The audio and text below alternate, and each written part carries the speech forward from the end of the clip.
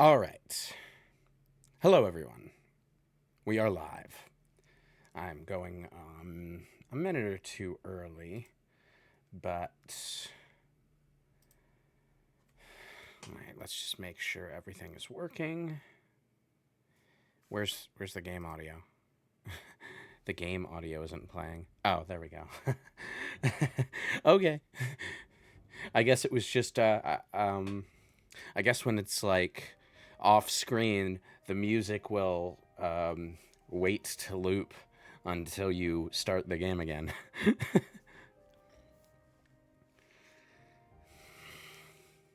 Yeah, I've only had like real ramen once or twice. It's really good, but like where I live, I have to get it delivery, and that's just kind of like, nah, nah.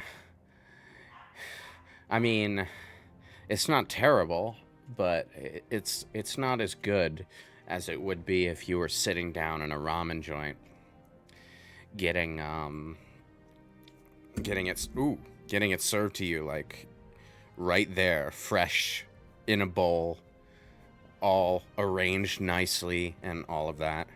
When you get it by delivery, you get like the broth and the noodles and the toppings and you have to kind of like put it together yourself, you know? And then there's the fact that unfortunately, when you order delivery, like even if the delivery person is using a thermal bag and stuff, it is a little difficult to keep it at the correct temperature and freshness on the entire drive there. So, you know.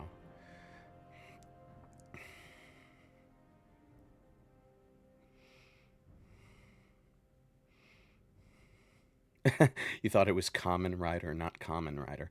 Yeah, the word common in Japanese, I think, means mask or masked. So it's masked rider. um,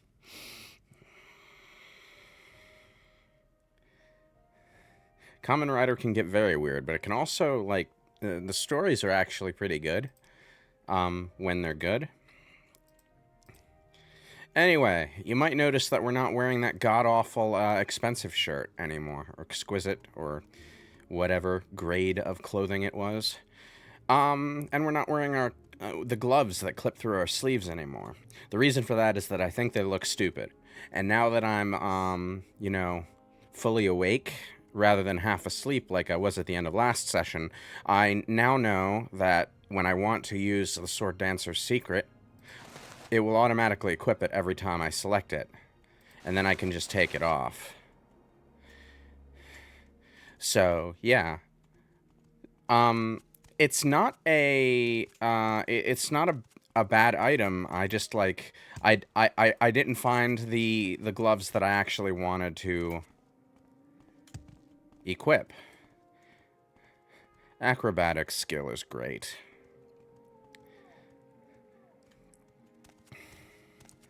Anyway, fun fact, if you can get your acrobatics skill up to 125, it negates all fall damage. Like, seriously. I did not know that until I watched some YouTube videos. I think it was just background noise. Just background noise does a lot of fun challenge runs through the game. What's your story? Greetings, citizen. I am Hedvild. Welcome to Balmora. We're a House Hlalu town and loyal citizens of the Empire. What can I do for you? Nothing in particular. What are the latest rumors? House Hlalu must have a spy in Aldrune. They always seem to know what the Redoran Council is planning. Interesting.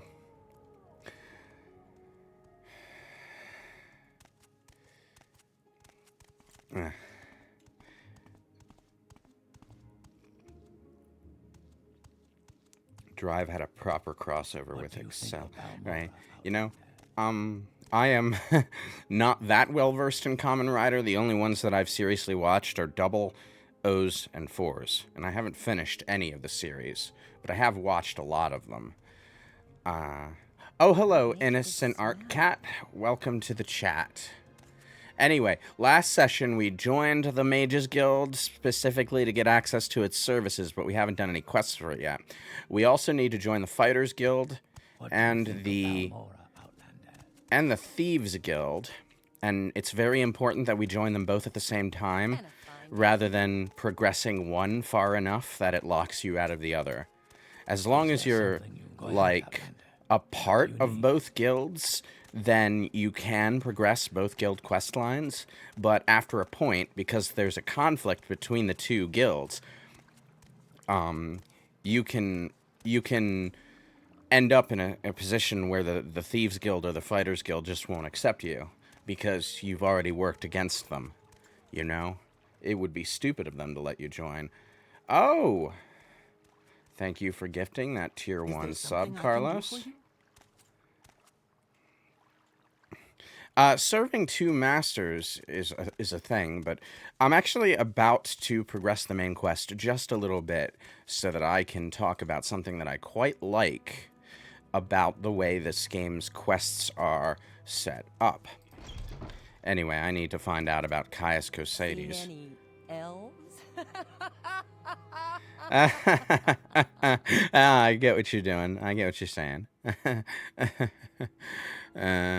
Anyway, I need to talk to Bacola Closius. He's the owner. He must be around here somewhere. Yeah, well, that was very informative, Satilda. Thank you. Okay, do you know about Caius Cosades? That old sugar tooth?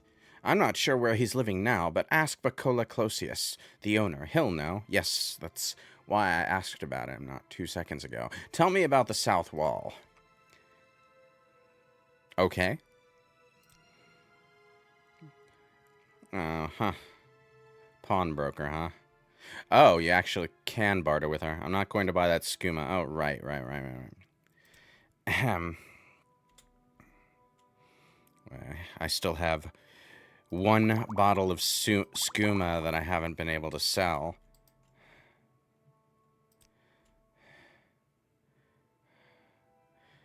Okay. You really do mean pawnbroker, don't you? Got nothing worth a darn. I'll sell these ectoplasms. I'm short on gold. Why not?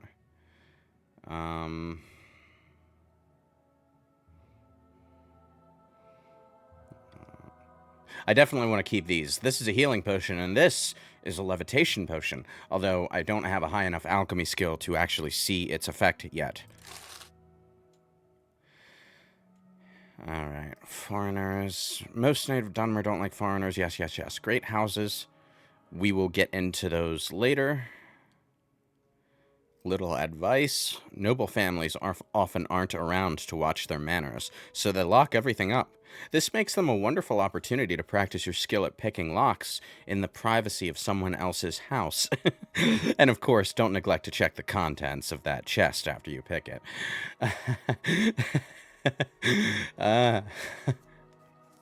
I know how rough it can get toward the end of the month, and I don't know how much Bezos takes for himself before it gets to you. Hopefully that gift sub will help out even a little. Oh, thank you. Well, I do Amazon Flex gig work, so I get the money that that is offered for the block that I take. Always carry a jug of Sujama with you. Oh yeah, I mentioned this last session, how alcohol has pretty strong statistical effects in this game. Alright, and you're a Nord. We Nords of Skyrim are big, strong, stubborn, and hardy. We love to fight and are afraid of nothing. Great. In Telvanni District, the few Telvanni tower towns are just big villages with wizard towers. You don't say. The Telvanni are interesting. They're so uninterested in cooperating with anyone who does not know magic that you actually can't navigate their towers without levitate spells. Like, you straight up need to fly in order to get through their towers. That's unusual. Ugh. Disgusting. Who said what now? What's disgusting? Okay, well, I think the person I'm looking for is upstairs, actually. Is this the game where the cats get extremely drunk just by licking their paws? What? What are you talking about? Do you want something Ah, from me? here we are. Good day, I'm Bacola Closius, publican of the South Wall here in Balmora. We rent beds, and I have a limited selection of goods for barter. If you're new here, I can also tell you where to look for other services, or a specific place nearby. If you're looking for someone in particular, I may be able to help. Great, you've met your keyword quota. He's a professional, this guy.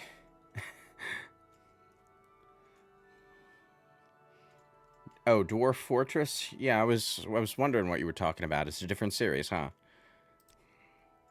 Yep. Beds. 10 gold to rest. No thank you.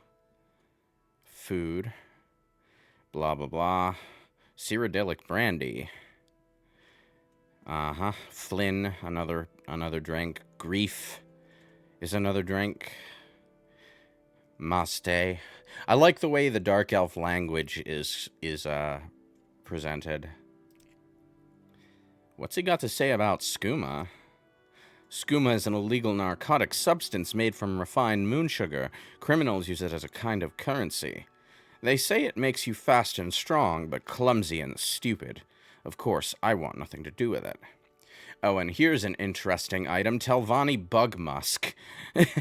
It's actually like cologne that that boosts your personality stat, or maybe your relevant skills, maybe both, substantially. It's actually pretty useful, but I never actually use it. I always just keep the stuff in my inventory and never use it, because I'm always thinking, you know, I might not want to waste this now. Latest rumors. Right. Alright, let's just move on. I'll talk to this guy later. Old Caius rents a little bed and basket just up the hill on the north edge of town. Go out the front door, not the upper door to the terrace, then right up the stairs, and then left at the top of the stairs and down to the end of the street. I could have gone straight to him, but I do like to operate on what information my character knows when I play these games. It is probably like one of my, I guess you could say, vices when it comes to RPGs. I like to immerse myself in the world and in the role of the character that I'm playing. So I will not do a thing if my character doesn't know that I can do a thing. Alright, stream seems to be going fine. Oh, this is the wrong door, right? I think this is the one. This is the one. Ah, hello there, thumbnail person. What? Yes, I'm Caius Cosades. But what do you mean you were told to report to Caius Cosades? What are you talking about? So you say your name is Liesane Sundove, and you've been told to report to me and deliver a package. Perhaps you'll let me look at it? Yes. Very interesting. So, it says here the Emperor wants me to make you a novice in the Blades, and that means you'll be following my orders. Are you ready to follow my orders? Yes, sir. Good. Welcome to the service, novice. Now you belong to the Blades. We're the Emperor's eyes and ears in the provinces. You can use my bed if you need to rest. But leave my personal stuff alone unless I say otherwise. If you like, you can improve your modest skills with our Blades trainers now. Or, if you're in a hurry, I can give you orders right away. But don't forget to visit the Blades trainers. Anyway, now we're officially a member of the Blades. Elder Scrolls fans may know that the Blades played a big role in Oblivion and were kind of annoying in Skyrim. Well, mostly Delphine was just annoying. But this is well before the Fourth Era and the Thalmor and how they completely decimated the Blades. So they're actually in top form here, doing exactly what the Emperor needs them to do.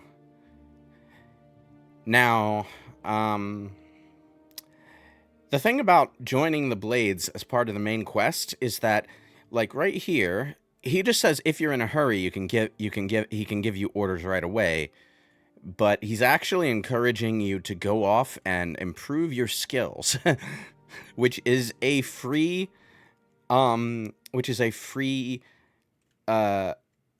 permission slip to just go off side questing at this point. You don't need to immediately follow the main quest. At this point in the story, there is no urgency to it. You can wait for as long as you want without feeling weird about it, which I like, because, like, technically, in Skyrim or Oblivion, the main quest will wait around for you, right? But I always have to find, like, an excuse to get away from it when I'm playing the game, because I don't feel like my character would ignore this for so long. At the start of Oblivion, I'll do some side questing after I escape the dungeon, because it makes sense when you're right outside the Imperial City to go back into the Imperial City and stock up for a long journey.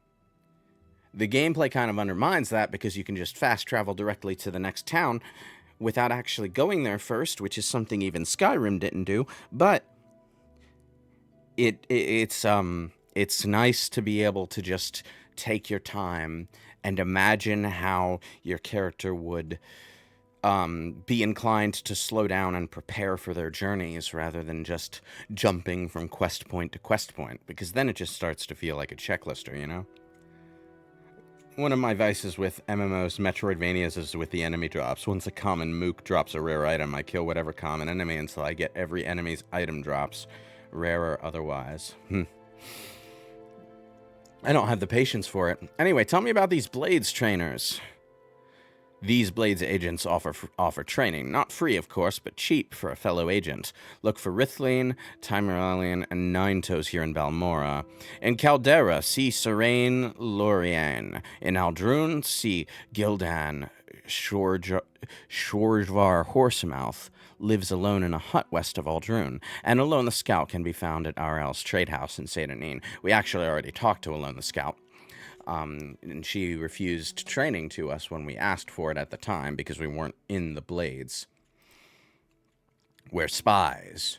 We're the Emperor's hidden eyes and ears in the provinces. We watch the Emperor's enemies. We look for opportunities. We make reports. And, when the Emperor commands, we obey. But we're only one of many guilds and factions in Morrowind. You should know a little about Morrowind politics before you get involved with any of these other groups. Okay. Anyway, yeah, will just info dump stuff about all of the guilds if you want. Of particular interest here is the Kimona Tong. The Kimona Tong is Morrowind's native criminal syndicate. They're tough and ruthless and have connections in the higher ranks of House Hlalu. The Kimona Tong compete directly with the Thieves Guild for control of illegal trade, and Kimona Tong will not tolerate competition.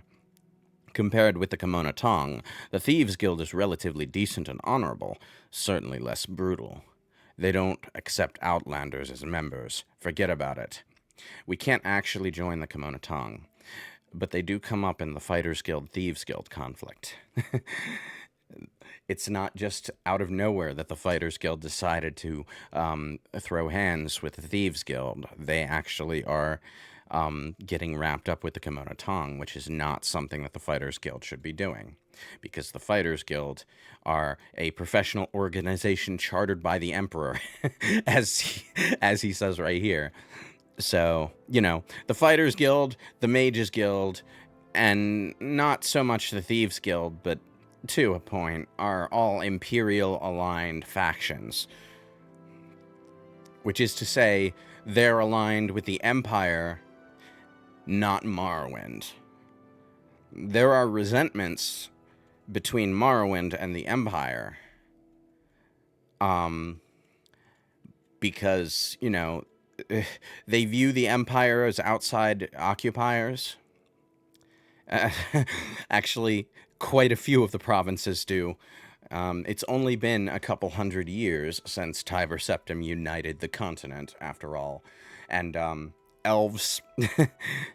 There are elves that have been alive long enough to remember the Numidium storming into the Somerset Isles and taking over.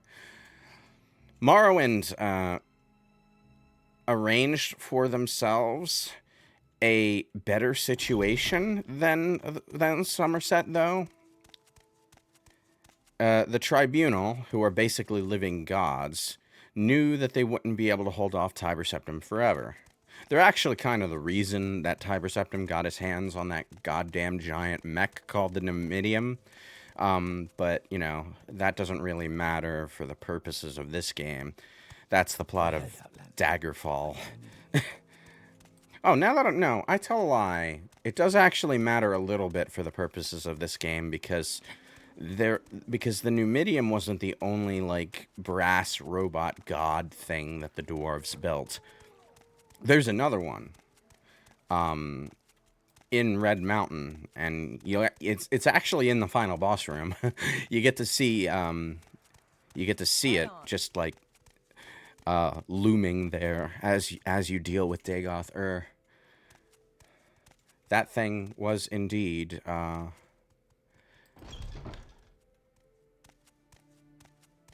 hang on. Outlander, did you want something? Okay, I am looking for information on the Fighters Guild.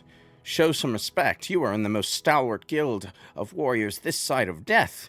Adis Fireeye is guild steward here. Seek her out if you think you have the right stuff. Thank you.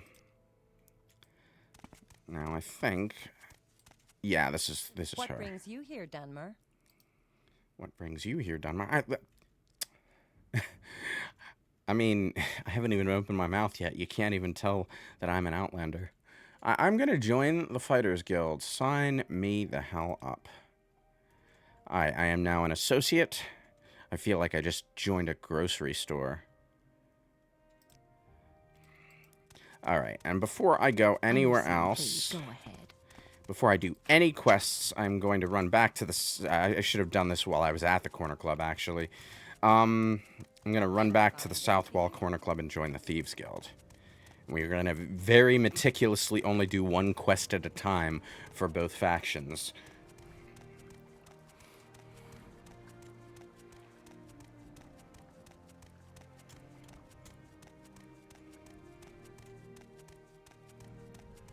Alright.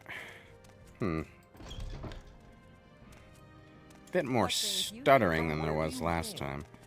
Anyway, we're here to talk to Sugar Lips Habasi. I assume the Sugar Lips refers to Skooma. Are you looking for me? You want to join the Thieves Guild? Yes, I want to join the Thieves Guild. You look like you may have some skill. You want to join? Or maybe you want to know what we're all about. Here are the rules. Just remember there is honor among thieves. Do not steal from a brother thief. Everyone else is a mark.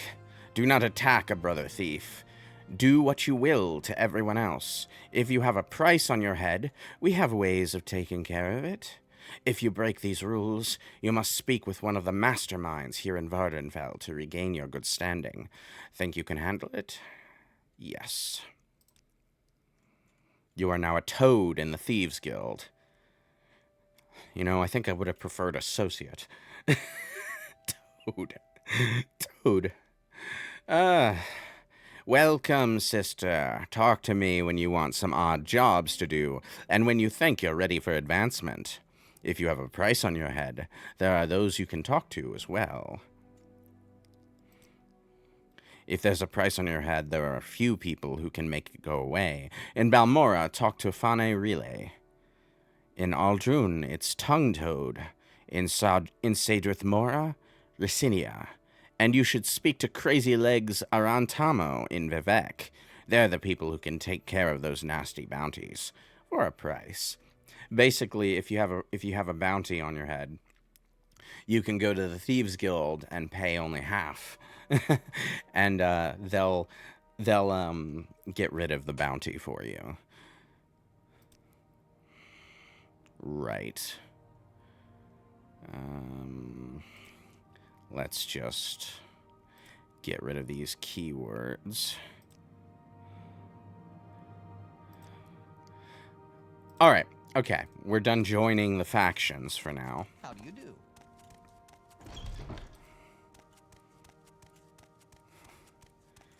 Whew. Alright, I need some sleep because I'm out of magicka. I'm going to run over to the Fighters Guild. One of the perks of being in the Fighters Guild is that you have access to not only free bed and board, which was also a thing in Daggerfall, but you have access to storage containers that will retain whatever you put in them indefinitely. That's called safe storage. And you always want to know where your safe storage is, because, like, if I were to put something in a random crate like this one... Ooh, 4 gold. If I were to put something in a random crate like that one, eventually the crate itself would respawn with random stuff in it, and my stuff would be gone. I'm listening, please. Go ahead. But I believe... down here in the bunk room, these chests are actually safe. Although they're also locked, so... I need to, like, actually pick the lock on one of these. It's a little bit ridiculous. There we go. Anyway, yeah. These chests... The text box is not colored red, so it's not going to count as stealing if you pick these locks. Which is actually kind of good, because it lets you actually gain some security skill. There's money in here. Thank you. Alright. Until healed. There we go. Full magicka. Let's re-equip my sword. You missed the exclusive potion? What exclusive potion? Hello, Colding, by the way. Welcome to the chat. Is this still a semi-professional playthrough? I mean, yeah, semi-professional, I suppose. I suppose I have a moment. What is it? I mean, I don't know the ins and outs of Morrowind oh wait, before I forget, there is an equipment chest that you can use to restock on stuff. Why is there a Colovian fur helm of all things in this chest? Anyway, we get some free healing potions and stuff. Some restore fatigue. That'll actually be handy.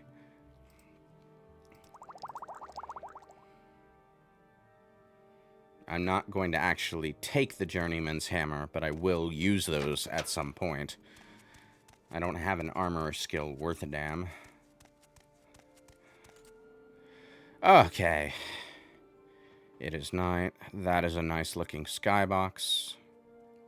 I assume that's partly open Morrowind. Because I don't think the original Xbox would have had a skybox nearly that clean. Anyway. Right, okay, first I'm going to do a Mages Guild quest, because as far as I know, there aren't really any complications with the Mages Guild, unless you decide... something I can do for you, Outlander? Unless you decide to be a Telvanni, and I'm not going to be a Telvanni. The Telvanni are an interesting faction, but they're also one of those factions that it's like, you know... I'll take those Lesser Soul Gems, those will be helpful. Restore Magicka, definitely helpful. Fortify Willpower, not as helpful, but... Oh, a Scroll of Divine Intervention, that'll be good. Okay, Divine Intervention and Almsylvie Intervention, they teleport you to the nearest place of worship for one of the two religions. The Divine Intervention Scroll teleports you to a Temple of the Nine Divines. Almsylvie Intervention teleports you to a Tribunal Temple. it helps to know the lay of the land well enough to actually know where you're going to go when you use one. But it's still good to have, you know, an emergency escape option for a particularly dangerous situation. What are you playing this on? I'm playing this on PC. I'm playing Open Morrowind. Is there something I can do for you, Outlander? Which is why the third-person camera doesn't suck. Wow. I keep forgetting how slow-paced Morrowind can be. I've just been randomly rambling as I walk around town, and it's already been about half an hour. Oops. I'll try to keep things moving from here on out. Okay, tell me the rules. Good, good, good. Tell me my duties. I don't have any duties for an associate. Speak with me again when you have proven yourself. In the meantime, speak with Ajira. I believe she may have some small tasks for you.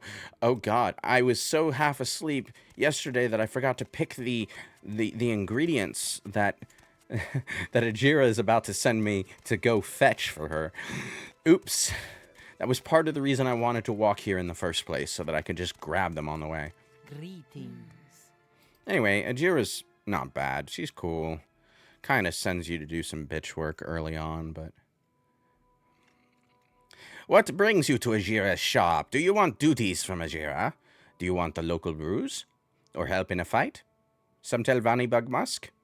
Or a way to reach high places? Help in a fight? Ajira sells potions of restore health for when you are bleeding, and potions of restore fatigue when you are weary. Okay, local brews.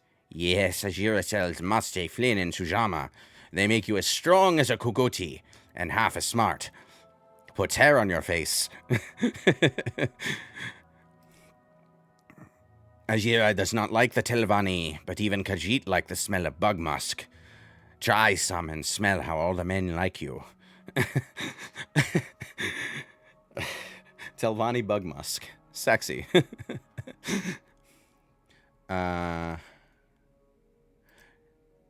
Alright, yes, Ajira has duties for you. Before Ajira can be a journeyman in the Mages Guild, Ajira must study local mushrooms.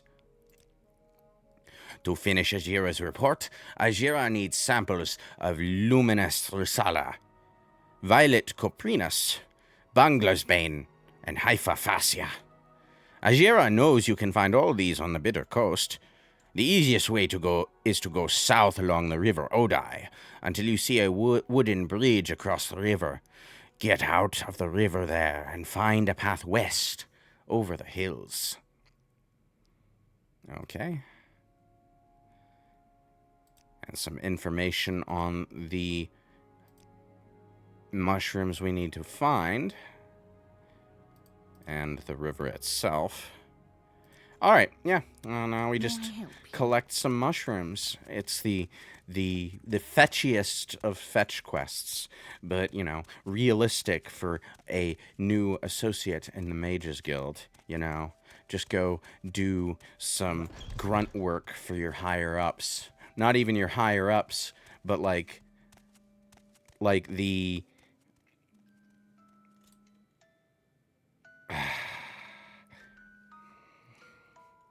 My phone is calling me, and it is interrupting the game audio, because, like, it's connected to my PC.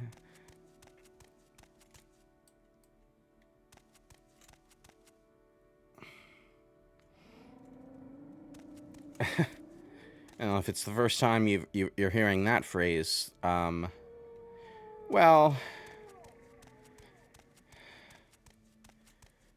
You're very innocent, I guess.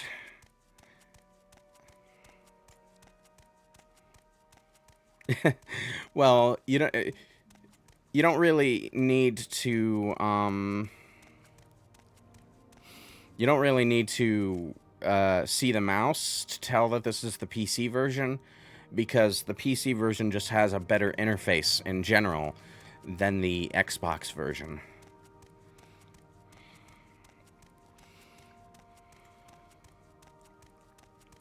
I think Open Morrowind does support gamepad, but, like, you're not going to get this kind of interface on the Xbox. Anyway, need to find the correct... Alright, so we're looking for... This is the River Odai, that's the bridge. Hills over the west. Okay. Simple enough directions to follow. Gosh, it's dark. I probably should, actually, rest until it's daytime. There we go. I keep pushing on through the night in Morrowind because it's just a habit that I've developed. Because when I play Skyrim, I always play Skyrim with survival mode on. You know, and that means you have to eat and sleep based on how much time has passed. So I'm always a little reluctant to wait or let time pass. I have to remind myself that I'm not playing Skyrim, I'm playing Morrowind, and I don't have a survival mode mod installed. So passage of time is utterly meaningless.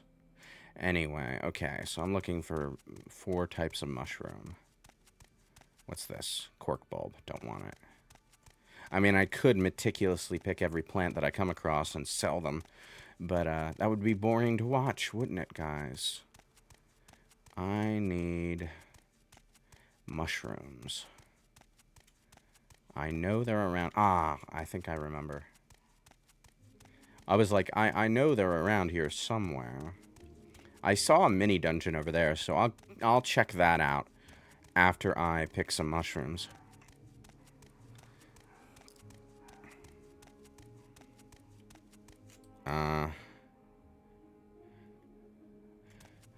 I think I'm heading in the wrong direction, actually. This is that's one of the I think they're called falladas. They're basically volcanic like valleys that have been, I don't know, melted into the landscape over time.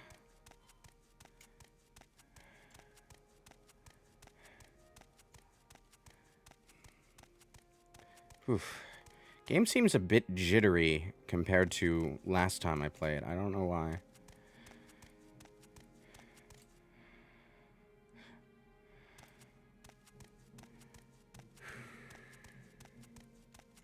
Alright. Mushrooms. Morrowind, ladies and gentlemen. Hang on. This is heading east. I'm looking for the hills over the west. I went in completely the opposite direction.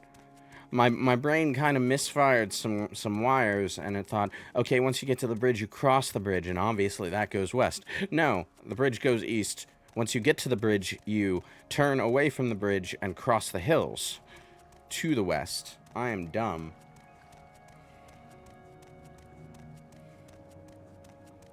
Of course, I wouldn't even be thinking this hard if I were playing Skyrim with its 70 bajillion quest markers. Honestly, when I play the game on PC, I actually mod the quest markers to go away. Hey, I'm a little bit more athletic. Good. I can run slightly faster. Indeed. Ah, here we go. This is where I want to be.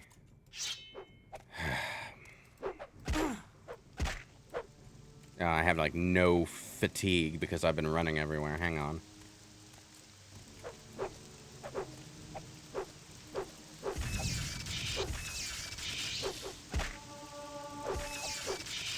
And now I'm slightly better at not getting hit.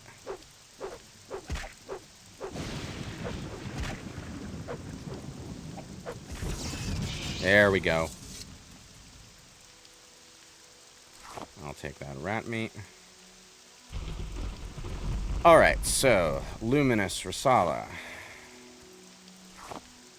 That's one. Bungler's Bane. That is 2. We need to find something that looks kind of like Bungler's Bane for the 3rd one. That would be the Hyphia fascia, or however you say it. The reason this is called Bungler's Bane is because people pick the wrong mushroom when they're looking for this one. That's 3. Where is mushroom number 4? We're looking for violet something or other. Hang on. I should actually, like, check what I'm looking for. Violet Caprinus. Actually, now that I think about it. Comes from long-stemmed toadstools which glow blue at night. Okay. Well, maybe waiting for daytime was the wrong move. Oh, no, I see them. There we go.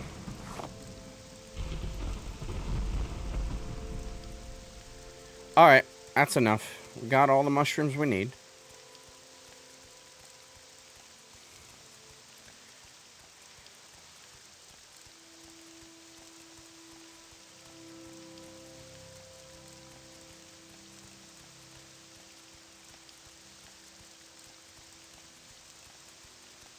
Gotta love old rain effects.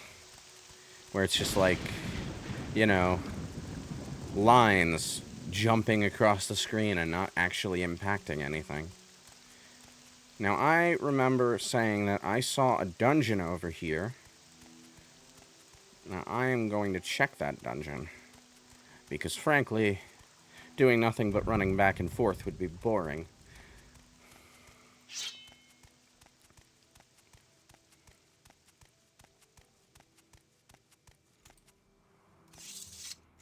It was around here, right?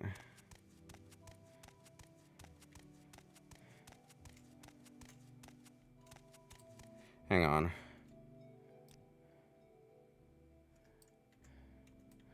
It was probably in this hillside here that I saw it.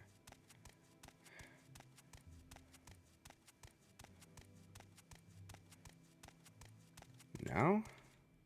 No, I remember seeing a door to a dungeon while I was running around in this area. Was it further in?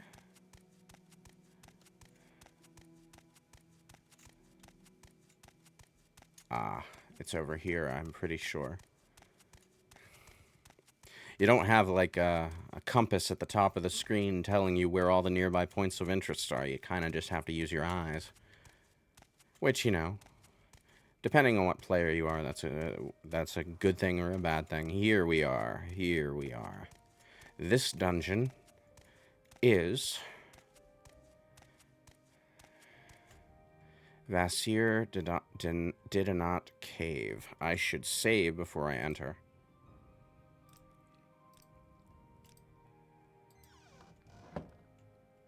Oh, wonderful. It's dark.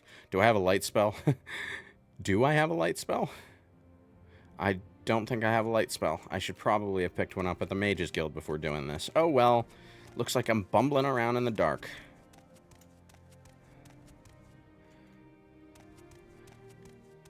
This is a mine.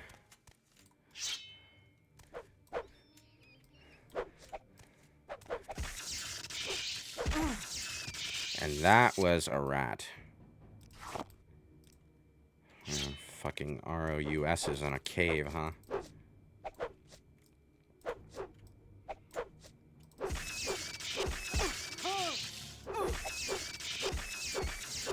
I do have a few scrolls of Cure Common Disease, thankfully, so I don't have to worry about animal disease that much. Now, why is this glowing purple? Ah, it's an ebony mine. Now, this is a good find. You can't sell it to every merchant because that's illegal. It's kind of like skooma, but more in the sense that it's illegal because the Empire has a monopoly on it. They want to control the ebony, so they do. Now, this is in Skyrim. We don't have a crafting system. The ebony is only good for selling. However, it is very good for selling. Unfortunately, it's also very heavy. So, this is as far into this cave as I'm going. I am going to run back to town, and try to sell some of this stuff. I'm pretty sure that that our friends at the Thieves Guild will probably buy some of it off us. Well, that was a good haul. Certainly better than mushroom hunting for my slightly higher fellow underling at the Mages Guild.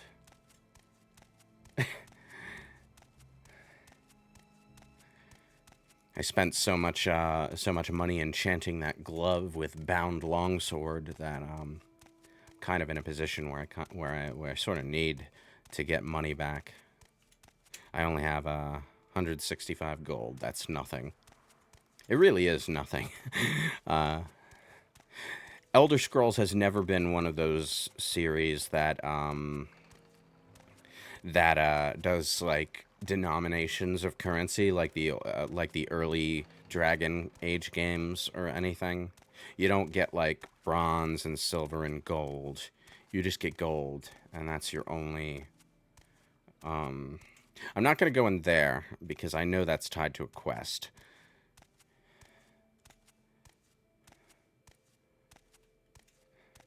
Whew. Okay, I've got some fatigue back. I can run a little bit. I'm carrying so much ebony that it's actually slowing down my movement speed. This isn't the game slowing down. This is the carry capacity modifier cutting my my running speed down. Although I am getting a bit more juddering in the graphics than I did last session, which is weird. Hang on, what? Oh, okay, that's another dungeon. I just didn't notice it there until I took a slight wrong turn.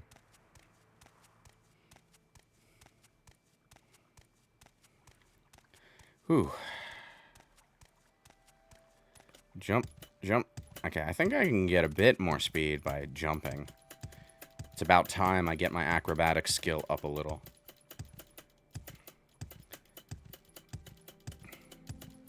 I don't like to do that thing where I just mash jump against a wall.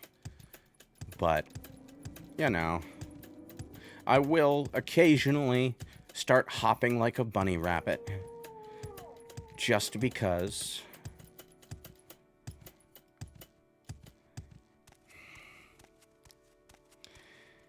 Okay, we're back in town. Great. One of the awkward things about Morrowind is that unlike Daggerfall and Oblivion, it has a day-night cycle, but the NPCs don't actually have schedules. They just remain wherever it is the game tells them to be. So the stores will always be open, which is convenient, but the stores will always be open, which is inconvenient if you're a thief. Anyway, okay, his gold is reset to 600. I'm going to say 3 ebony, 1 skooma. Excellent. Let's bump that up to 30. We are in the money. Anyway, what else does this guy sell? Might be worth buying something if I can sell enough stuff to compensate. Unlike Skyrim, this game actually does the same sort of thing the Fallout 3 and New Vegas do, where it actually, like, you say what you want to sell and what you want to buy all in one transaction, and it gives you like a total bought, total sold, gold total. So that's one thing Skyrim doesn't do, and I don't understand why, because it's really inconvenient. You have to be able to buy a thing that's super expensive, and if you can't, and even if you can sell stuff to the merchant, you can't trade stuff to make up for a deficit in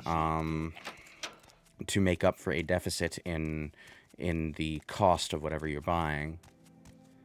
So if the merchant doesn't have enough gold to cover whatever you're selling, you just have to run around looking for other merchants to sell to. You can't just use the item that you want to sell as part of the cost for what you're buying. It's an unnecessary extra step that sends you running around from shop to shop, and it puzzles me because usually Skyrim is all about simplifying things. Anyway, I'm going to put this ebony in here, and I will sell that stuff bit by bit later. I suppose I have a moment. All right, back to the Mages Guild. Let's turn in those mushrooms. Is there something I can do for you, Alka? Right, I'm actually supposed to go down to the basement. That's where Ajira is. A lot of the buildings are they conform to the same layout. So Sarah? I do sometimes walk into a building and wonder, what am I doing here? Oh yeah. Yes, I have samples of all the mushrooms. Yes, these are all good samples. Now Ajira can write the report and be a journeyman of the Mages Guild. Ajira has made potions for you to take in return. Ajira is no great alchemist yet, but Ajira thinks you can use these. Alright, and I get 4 cheap restore health potions. Yeah, that's the result of grinding, for sure. Anyway, do you have any more? Yes, Ajira has more duties for liaison. I really need to learn how to pronounce my own character names. Ajira made a bet with Galbadir. Ajira made a bet with Galbadir that Ajira would be a journeyman before Galbadir. Now Ajira must study these mushrooms and write a report. Ajira wants you to give Galbadir a fake soul gem. Ajira has made a fake soul gem. Take it and put it in Galbadir's desk upstairs. Galbadir should be coming downstairs to talk with Marae and Dren, so no one will see you do this thing. Why a fake soul gem? Great. Go ahead, I'm listening. Speaking All right then, I'm listening. Speaking of doing everyone's bitch work, now I'm helping this Khajiit play a prank on one of her rivals, and that would be Galbadir. How may I help you? Right. Well, it's just a harmless bet. Why not?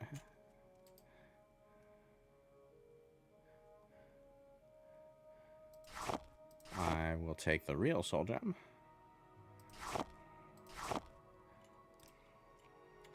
There we go. Well, someone's going to be a bit confused when their enchantment fails. Oh. How may I help you? Yes, I have done as you asked.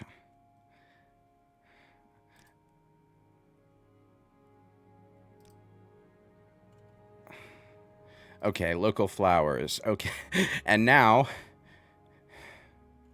we need to find flowers. Wonderful.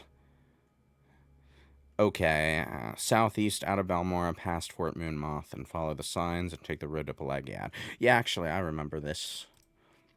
I am going to very quickly...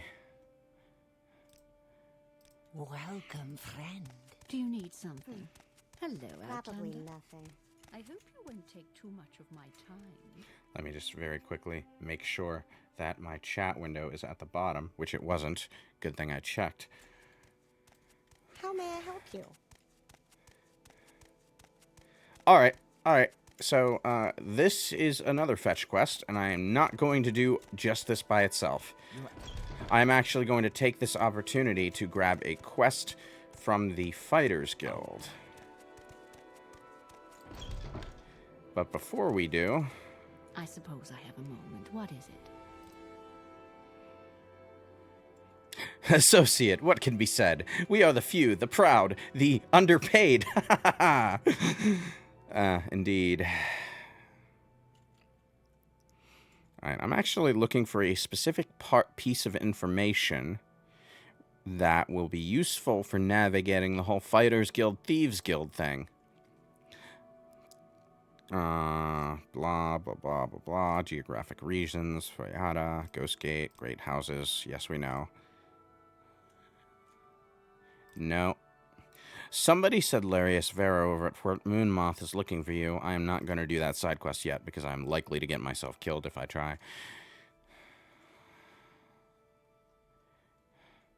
Red Mountain, rules, settlements, Sheagorad. Gosh, there are a lot of keywords here. Telvanni Tower, The Blight, Vardenfell, West Gash, Solstheim. Already. Nissus.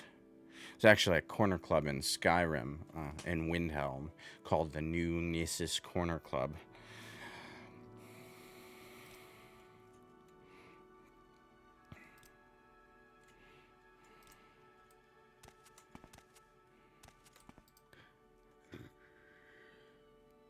Welcome, adventurer. Looking for an equalizer? Something to give you an edge against a superior opponent?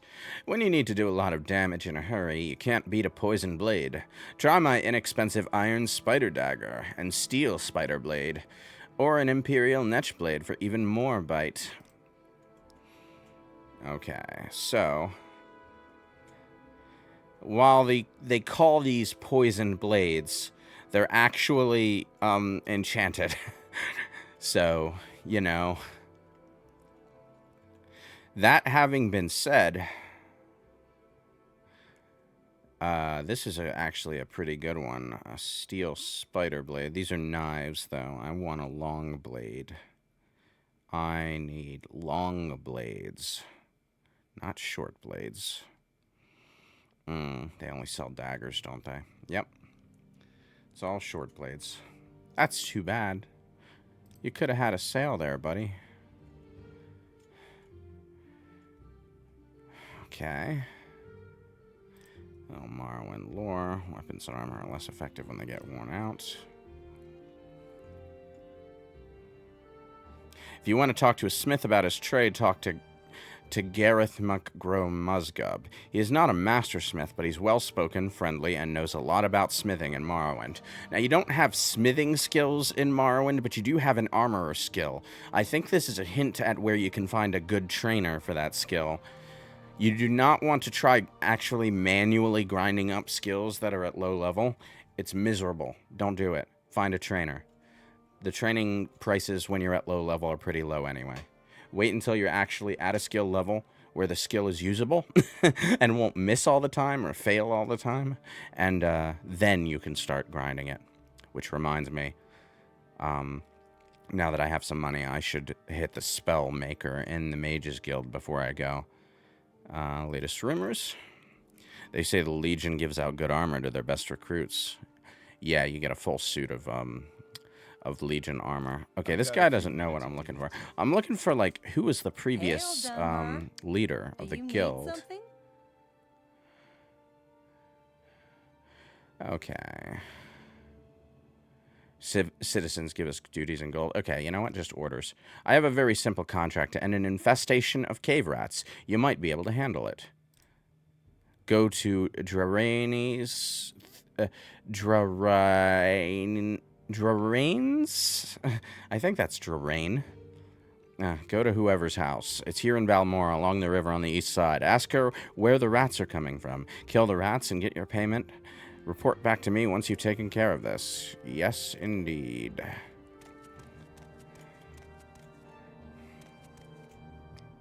Alright, let's go downstairs first, actually. I want to see if anyone else can tell me what I'm trying to figure out. I know that there's an NPC. It's been a while. There's an NPC who was a former guild master. And if you find him, he can offer you insight into the quests that you do. Drill master. Fighters Guild. Services are cheap and get cheaper as you advance in rank. But since Shorging Hardheart, the new guild master, deposed my old friend, Perseus Mercius, things have gone a bit sour. My advice is to watch yourself with Hardheart and his cronies. They got more ambition than sense. Go see Perseus Mercius in Aldrune and listen to what he tells you. That's what I was looking for. Okay, so I'll teleport over to Aldrune whenever I get a Fighters Guild quest. Not this one. This is just killing some rats. This one's fine. This is standard Fighters Guild work.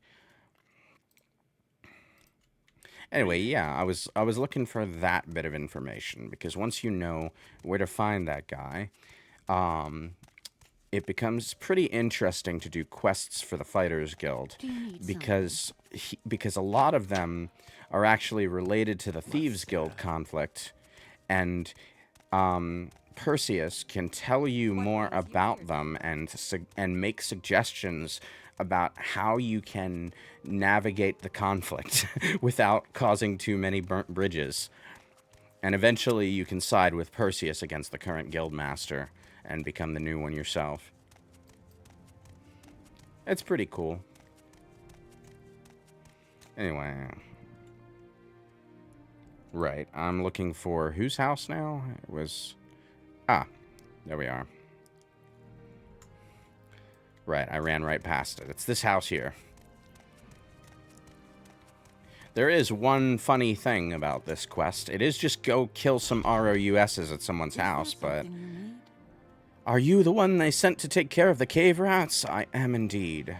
These rats are such a nuisance. I'm worried they'll eat all of my pillows. You like pillows, don't you? Anyway, I've got one trapped in my bedroom here, and the other two are in my storage area upstairs. Rats, that is, not pillows. Here's the key for that door. There are at least 3 of the beasts. I hope they haven't gotten into my good pillows. So this NPC is obsessed with pillows, apparently. Oh. I trapped myself behind the door. Gotta love Bethesda game engines. Oh, Jesus.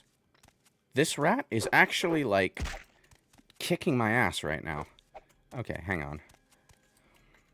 I am going to actually close this door. Rats cannot open doors, as you would expect. I'm gonna use Hearth Heal first.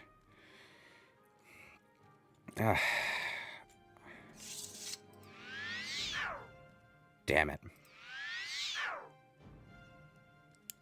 It's because of my fatigue. There we go. Anyway, what was I going to do? I was going to use my enchanted glove.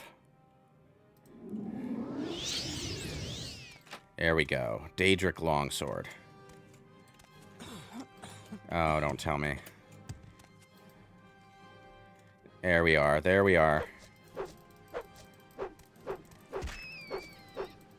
This rat has a surprising amount of HP.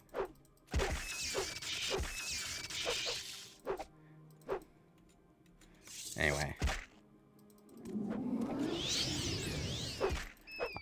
There we go. My, my spell wore off, and I forgot to refresh it at first. Okay. Well, that's one. Anyway, yeah, this particular NPC has a thing for pillows. Way too many pillows. And I mean, same. I've got, like, 8 of them over there. It's actually quite comfortable to cocoon yourself in a mountain of pillows. But look here, there's 6 more. There's 6 more. And then over here, we've got 1, 2, 3, 4, and that's just under the bed. 5, 6, 7, 8. 8 pillows. Is there something I can do for you? Obsession with pillows sounds like something I'd hear in the Shivering Isles. Yeah, it kind of is. Anyway, where was I? Right. Hearth Heal, where are you? I wish I had a favorites list. That is one thing that I do like about the Skyrim UI. Oh, I don't have enough magicka. Well, I guess I'm just gonna have to pray to the god of quick saving. I should probably figure out what the quick save button is before I do that, though.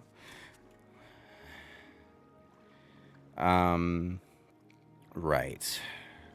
I have almost full health. I'm fine. I just need to make sure that I go into this with a full bar of stamina.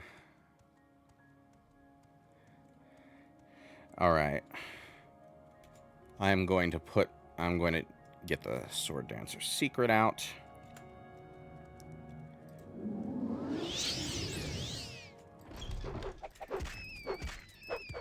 Let's...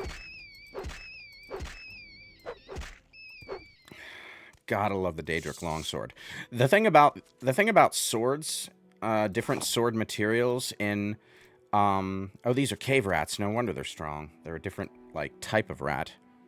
The thing about different weapon materials in Elder Scrolls games before Skyrim, anyway, before Oblivion, actually, because Oblivion didn't use accuracy either. But What do you think of Balmora, Outlander? like, your accuracy goes up What do you want? as you equip better materials, to the point where in the beginning of Daggerfall, if you have the ebony dagger that you can get in your character origin stories, it actually boosts your accuracy to the point where you have a better chance to hit than you would have if you were using a steel longsword. Even if your steel longsword skill was good and your short blade skill was non-existent. Anyway, I got all 3 rats. 100 septums. Agreed to pay the Fighters Guild. Right. That's a pretty meager sum, actually. How much is the Fighters Guild going to take away from me? I'm actually going to take my glove off because I don't want it clipping through my sleeve all the time. And you see, that enchanted glove really comes in handy in the early game, I'll tell you. I just wish I had remembered where to get the gloves that I actually like wearing. Alright, Fighters Guild. Do you need something? Alright, cave rat infestation done. Wait, do I get to keep the full 100? No, that's nice. At least they aren't taking a cut. So you killed the rats. Not bad for you. Yeah, I'll take some more orders. A local egg mine has problems with egg poachers, and you're going to solve these problems. Egg poachers now. Yes, egg poachers. May sound silly, but those Kwama eggs are among the few things worth exporting from this nasty little province. Drambero, the owner of Shulk Egg Mine, wants to make an example of these thieves to keep other miners from getting funny ideas. The egg poachers, Sevilo Othan and Danila Valas, are former egg miners and longtime local troublemakers. You can handle that, can't you? Report back when the poachers are dead. The mine is a short distance southwest of Balmora, in the bluffs west of the Odai River. The old suspension bridge across the Odai is just southeast of the mine entrance. Follow the river south of Balmora until you see the bridge overhead. You're not afraid of a little swim, are you? Okay, now I want to go see that guy in Aldrune, because, you know, let's go kill some egg poachers seems innocent enough, until you realize, wait, are they members of the Thieves Guild? Oh, you don't know about the egg mines? Oh, this is great. Okay, so Morrowind, as a province of Tamriel, is one of the most alien places in the Elder Scrolls. It is fascinating to explore and learn about. One of the chief exports in Morrowind are eggs from a bug called a Kwama, and they built colonies and caves, and the Dark Elves mine the caves for the eggs. They say mine, but it's more like farming, really. But, you know... it happens in a cave, so they call it a mine. Anyway, before I go do anything else, I'm going to accept a Thieves Guild quest, because I actually haven't done any Thieves Guild quests on my previous playthrough. A good friend of Habasi wants a diamond. Now Karya the alchemist has diamonds. Okay. A friend wants a diamond from Habasi. Nalkaya of Whitehaven had diamonds last time Habasi sniffed out her store. Bring Habasi a diamond. A shop is on the northwest side of town. Go across the river, turn right and keep going. If you reach the temple, turn left. Speak freely. The first Fighters Guild and Thieves Guild quests take place in town, which makes them really convenient to do. It's also, like, basically the way the easiest low-level quests in Daggerfall worked. You go to the Fighters Guild, oh no, there's a randomly generated wild animal in someone's house, go kill it. And, you know, you run across town and go kill the animal, and there's an easy quest done. It gets more complicated in Daggerfall the higher in rank you get, but here all the quests are scripted. In Daggerfall it was all randomly generated. I also had this question since last session. Killing NPCs, how is that system? I mean, you can kill NPCs, but since the NPCs are all in fixed locations, it's difficult to get away with it without being seen. But, you know, the Blood Moon expansion adds with the werewolf, and the werewolf in this game is very old school, in the sense that you get hit with a massive debuff if you don't kill an innocent NPC by the time you transform back. So, yeah, it's a thing that you can do. Also, there's a message that pops up if you kill certain NPCs that says the thread of prophecy has been severed or whatever. It basically tells you that you can't complete the main quest. That message is a lie. You actually can complete the main quest. You just have to take the backdoor route, which is difficult to figure out without a guide. But it is like a deliberately designed way to finish the game. In that, in that you basically have to kill the Vec, take a certain key item from him, and take it to the and take it to a certain NPC to get it made into Wraithguard. Now wait, I'm looking for the Alchemist. What am I thinking? Okay, the Alchemist has a diamond, and I need that diamond. One of the oddball things in Daggerfall was that the items that you needed to steal for Thieves Guild quests were actually just quest items. You know? Yes, Dunmer? What do you want? Now, of course, I'm intended to steal the diamond, but if I can buy the diamond, I'll take it. Okay, ruby. No? Oh, come on. Am I not? Oh, diamond. Okay. Yeah, I have enough money to buy the diamond. I have enough raw ebony that I can just head to the store and get that money back at some point. I do kind of want to, like, knock this down by 1 gold just to get some experience. Yeah, okay. So for my first Thieves Guild quest, I went to the Alchemist and paid my own money to purchase a diamond. Legally. So that I could deliver it to the Thieves Guild. Master sticky fingers.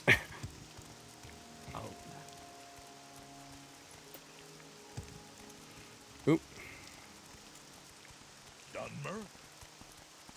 Before I head back to the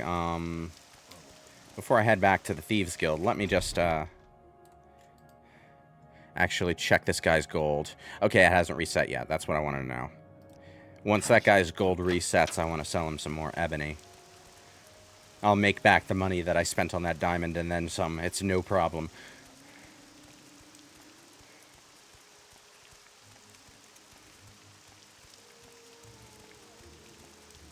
Why did I buy the diamond instead of, you know, stealing it like a thief would? Well, you know, I haven't joined the Thieves Guild to be a thief. I joined the Thieves Guild because I am a member of the Blades. And, you know, I'm a spy and whatnot, so I have a motivation to join any guild I want. Doesn't mean I have to, like, be okay with how they do things, though. So, you know, I decided to buy this diamond, and it's like, yo, it was like, it was a hell of a heist, but, you know, I got you your diamond. Boom. Yes, a diamond. Habasi will take care of everything. Habasi cannot pay you until Habasi's friend pays Habasi, but Habasi has this potion to give you. Exclusive invisibility. Oh, that is a nice potion. It says exclusive. That means it is a higher tier of potion. Anyway, job. Habasi wants the key to Nerano Manor. Habasi wants the key to Nerano Manor. Downstairs manors are rarely locked, but Habasi wants to go upstairs secretly. Who has the key? Andres Nerano has a key. Habasi thinks Nerano's servant, Sovor Trandal at the Council Club, has a key. He spends all his time and gold at the Council Club over by the Silt Strider. Alright. Actually, now that I think about it, the Council Club. The Council Club is the location of another side quest where I need to basically go in and kill everyone. Um, so I'll save that. I'll save this quest for that. Alright. Oh, I do not have the key. I did not mean to actually... The Dunmer wishes to speak. Okay. Now I want to go to Ald'ruun, which means I need to go to the Mages Guild, and I need to stop by the Spell Creator anyway, so... Hang on. I completely forgot to do one of the most... Oh, I'm going the wrong way. I completely forgot to do one of the most basic things while I was at the Mages Guild, which is to create training spells. You get the same amount of experience no matter what spell you use in any given school, so the easiest way to train your magical skills is to create training spells, which are basically spells that cost almost nothing to cast and have quick casting times. So, of course, that also means they're the cheapest spells to create.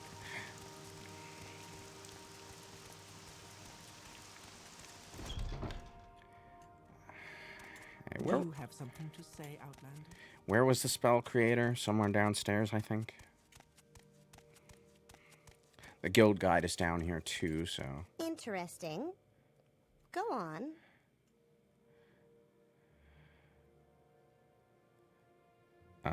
No, I'm good. You seem worthy of my knowledge. You may speak. I do want to find a light spell, though, because, cure poison. Nothing that I want is there.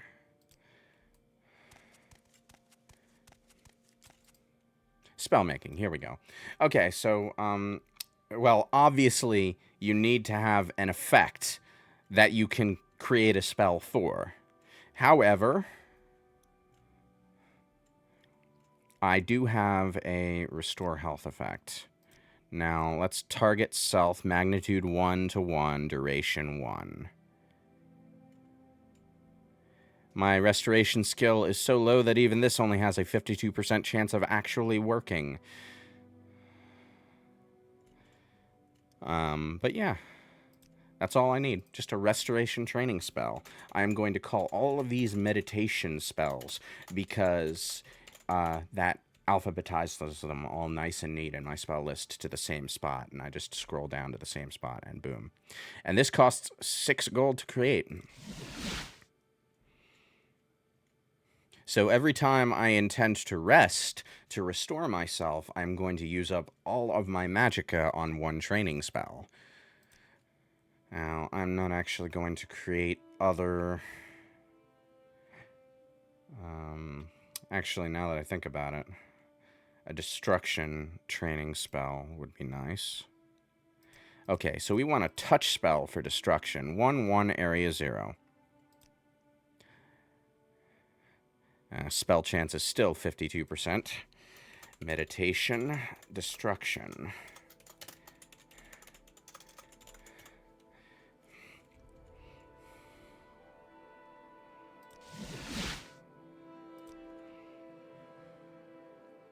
And I also want...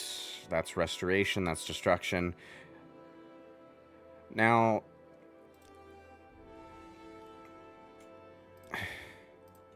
This is not the best spell to use for conjuration. The best spell would be something like Conjure a Helmet or something, because that doesn't shift you into your weapon stance.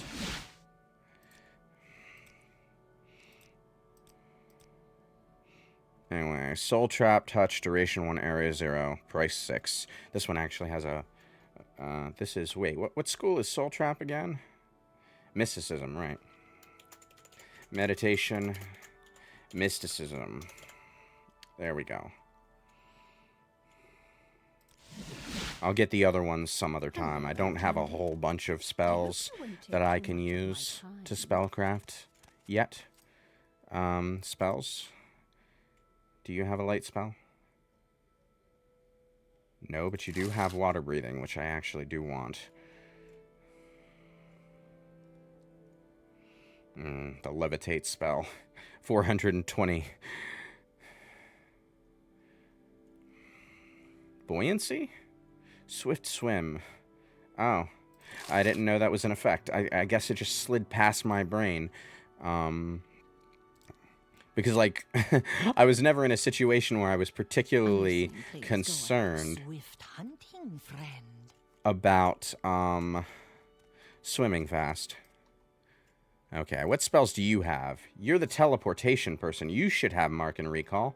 Do you have Mark and Recall? Do I have Mark and Recall? Did I buy Mark and Recall before? Hang on. Do I have Mark and Recall? No, I do not have Mark and Recall. You definitely want Mark and Recall. Although... Hello, Outlander. It's I hope you won't take too much of my time. It's much more efficient to use an enchanted item with Mark and Recall on it.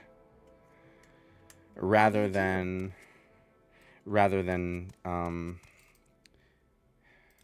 Do you have Mark and Recall?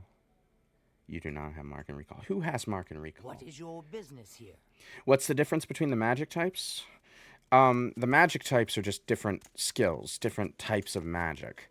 Restorations focuses on protection and healing, that sort of thing. Alteration changes matter. Destruction is damaging spells like hurling fireballs.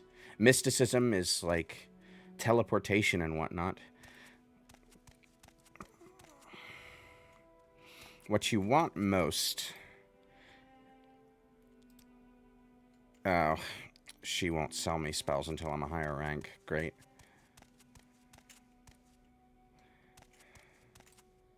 Oh.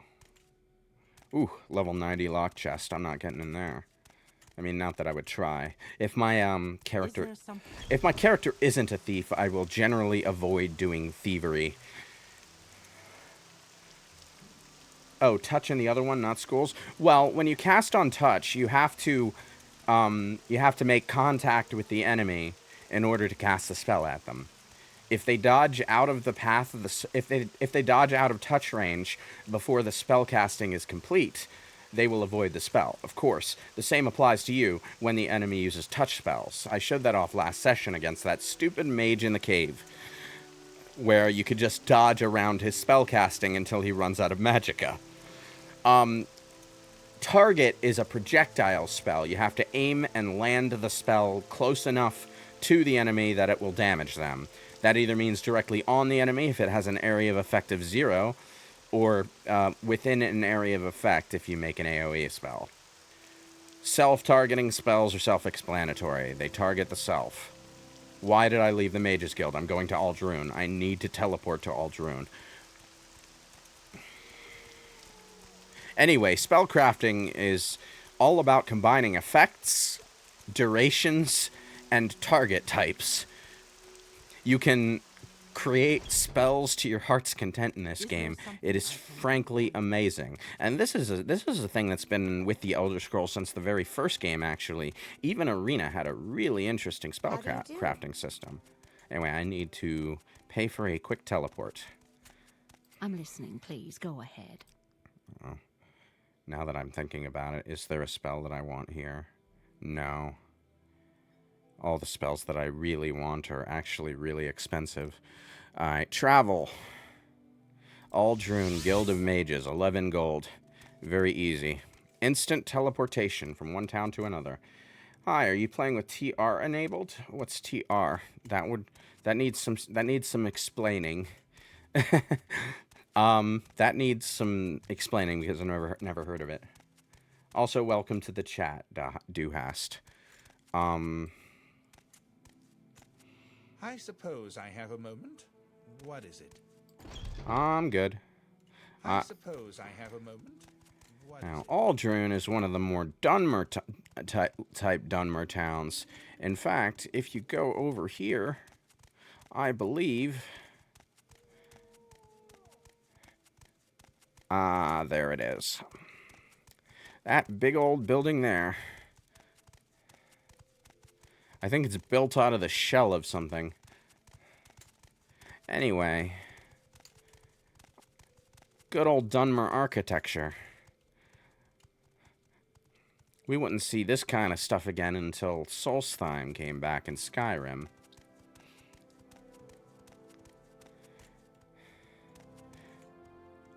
Ah, the Manor District. This place? I love how unique Morrowind is, I swear.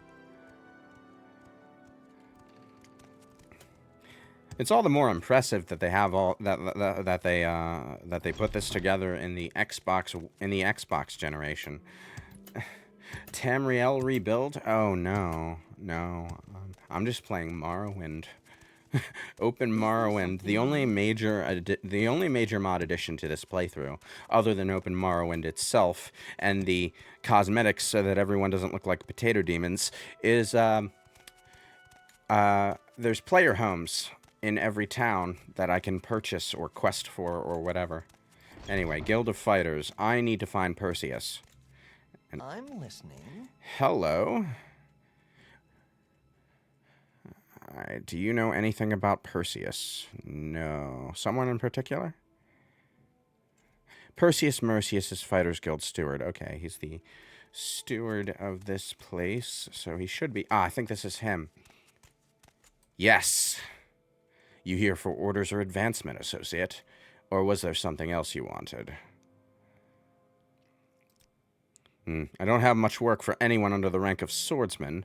These Redderans are honorable enough, and they keep things pretty quiet around here. If you ever need any advice or have any questions about the orders you get, come talk to me. I used to be the guild master. There's a few things I might tell a promising associate. Seek Adis Fireeye in Balmora to get your feet wet, or Hrundi in Sadrith Mora, if you're up for some challenges. You may also speak with Lorbanmal Gro Uglak in Vivek for your orders. Okay, so give me some advice.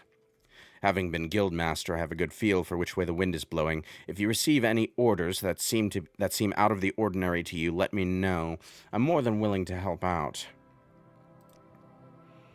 It sounds like Boderi Ferriner over at the Aldscar Inn is offering a room for an extended stay. Beats just having a place to stay for one night. Oh, an extended stay, you say? I should check that out before I leave. I used to be the guildmaster.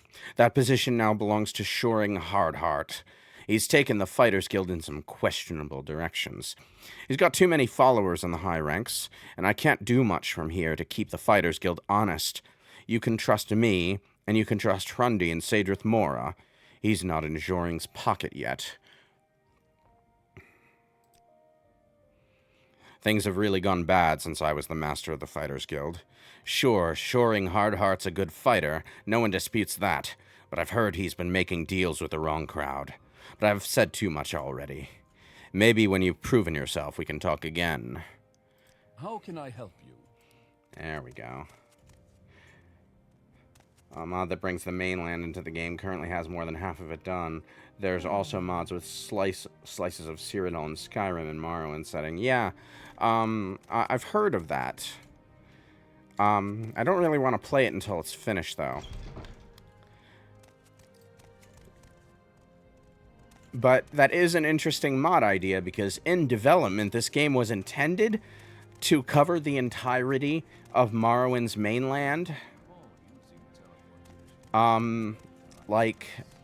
But they had to dial back the scope to just Vardenfell. And the one time we get to go to the mainland in the official content is the Tribunal DLC. Where is the inn? Is it in the... It's probably in the Manor District now that I think about it.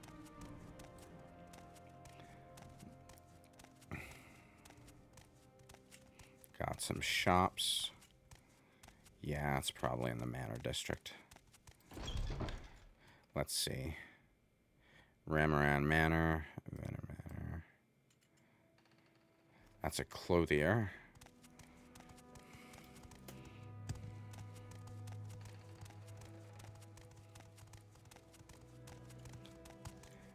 Why are you here? Let's see. What's this? Redderan Council entrance. Alchemist. enchanter.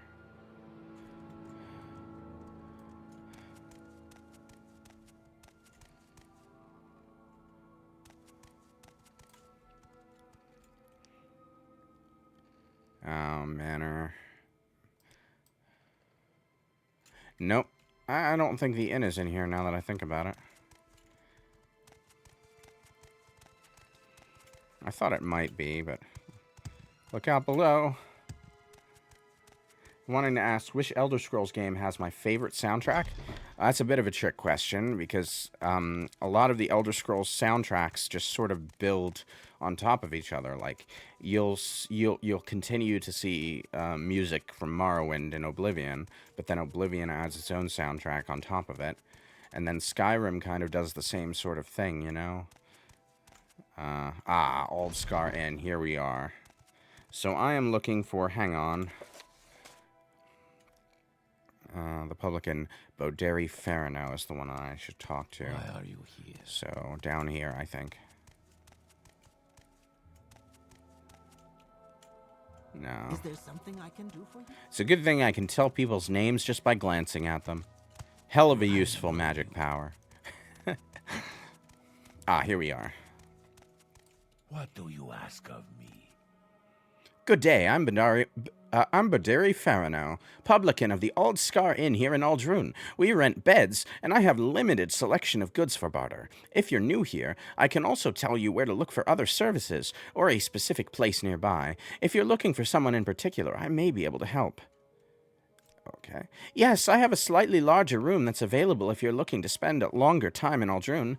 The cost would be 2,000 gold. Would you be interested? Okay, no thanks just now. But Please, have a look around. I may be able to pay for that soon. Instead of an actual player home, they just added a room to the inn. That's actually pretty clever.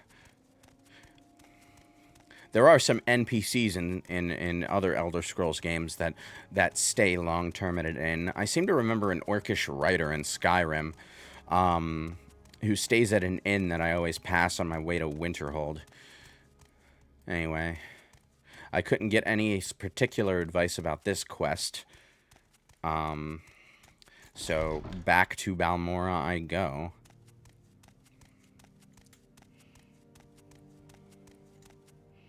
There are also mods with, oh wait, no, and in a few months, we'll get Narcissus, the second biggest city in Morrowind, right after Almalexia.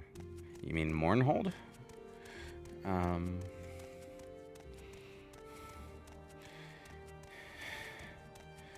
Yeah, I mean, it's an ambitious mod, I will say.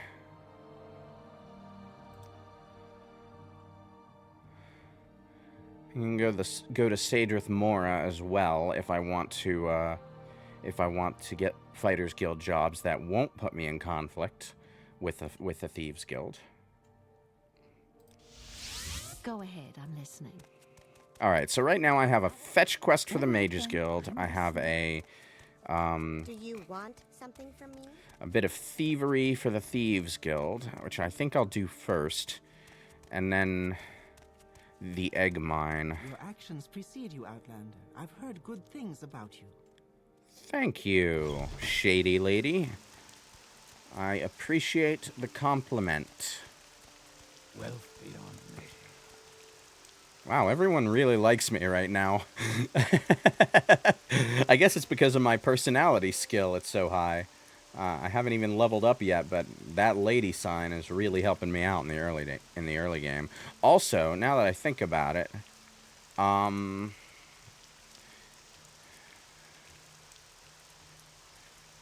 don't have any reputation yet. I was wondering, but they might be inclined to like me in this area because I am a member of all 3 guilds.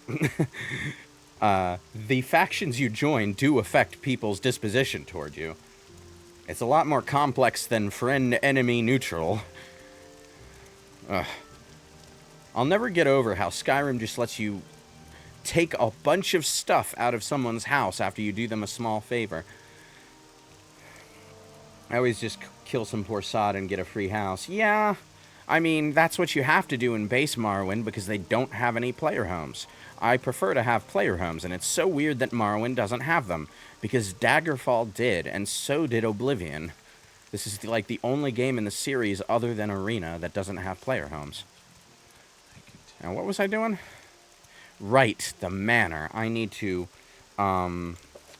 okay, so key to the top floor of the Nerano Manor here in Balmora. Andres Nerano certainly has a key, but it may be easier to get the key from one of his servants, such as Sorvor Trandel at the Balmora Council Club.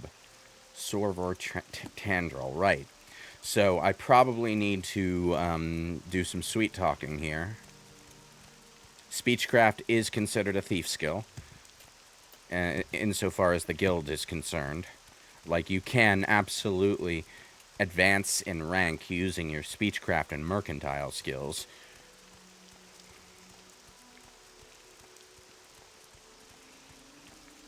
Okay, so the council club, I think it's... Hang on.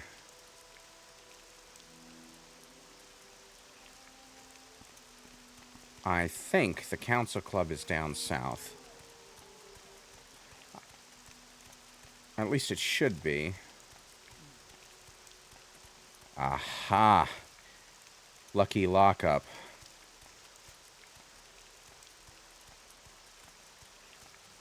Council club. Here we are. Here we are. Here we are. Okay.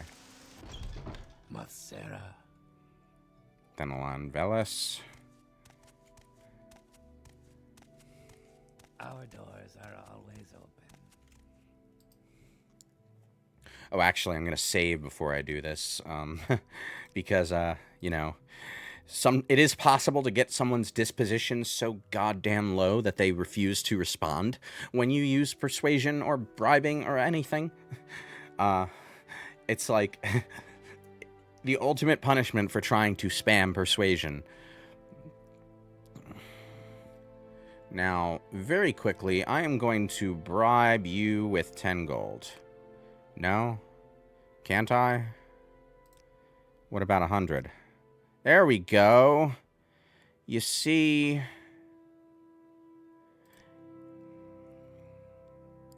Provinces of Tamriel, Consolations of Prayer, Guide to Balmora. Huh. No, actually, I'm gonna buy that. And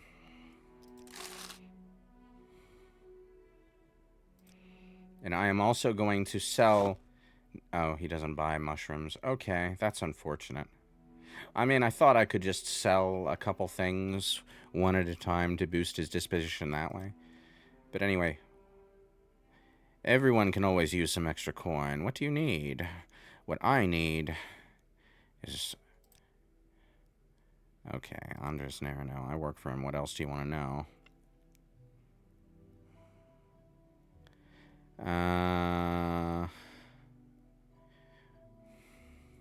Wait, I can't actually do this through talking, can I?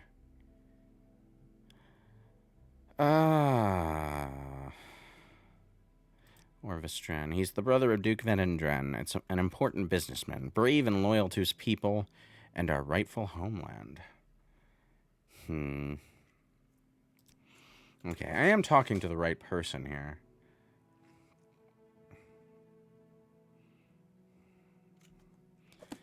Oh, please tell me that this is not a pickpocketing thing. It's a pickpocketing thing. Okay, well,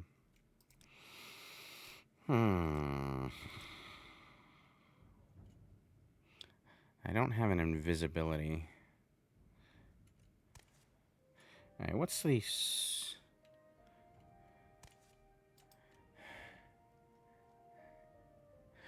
Well, now that I think about it...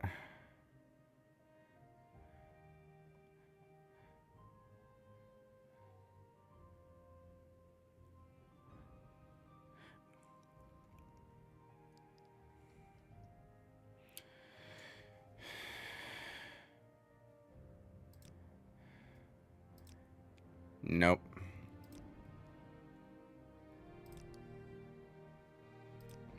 I think the odds of Admire working goes down.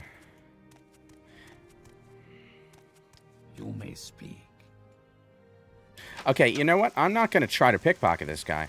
I'm going to go over to the fort and talk to a certain officer who has a side quest for me. Because I know that side quest involves that council club. And I might, in the course of doing what he wants me to do, have myself the perfect opportunity to, oh, I'm too close to town, to get a key from that guy.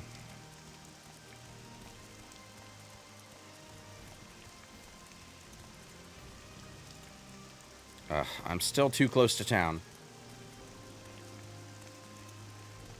Where is that fort? I know I passed it on the way out here. Ugh.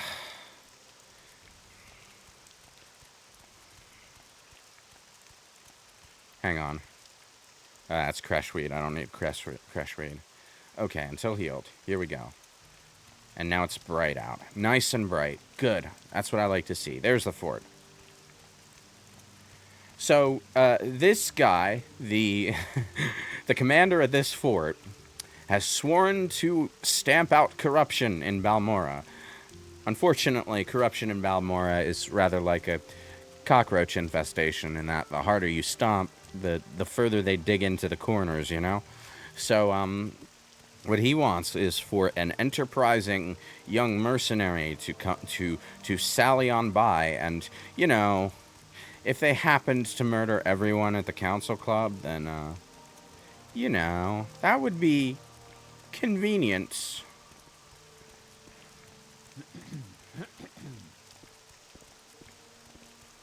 I mean, he certainly can't condone such action, but if someone were to happen to do that, and he just happened... May the wind be on your back. This guy... Is this guy related to the guildmaster? I don't know you. What do you want? Oh, wait. Is this one of the Blades trainers? This is one of the Blades trainers. No? Oh, no. This is a trainer for the Imperial Legion. What am I thinking? It's the Imperial Fort. Of course it's the Imperial Legion. Where is... Oh, the commander's downstairs. I remember now. Why, hello there.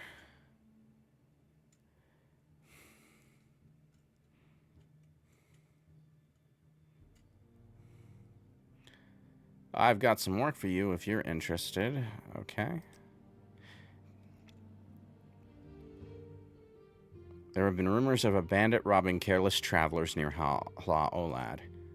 A number of careless travelers have been attacked recently. Seems there's a Nord near Hala-Olad who's been robbing the unwary. If you happen upon him, take care. And of course, I'd be grateful if you took care of that problem for me.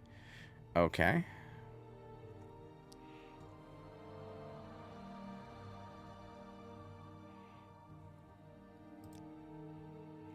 Okay.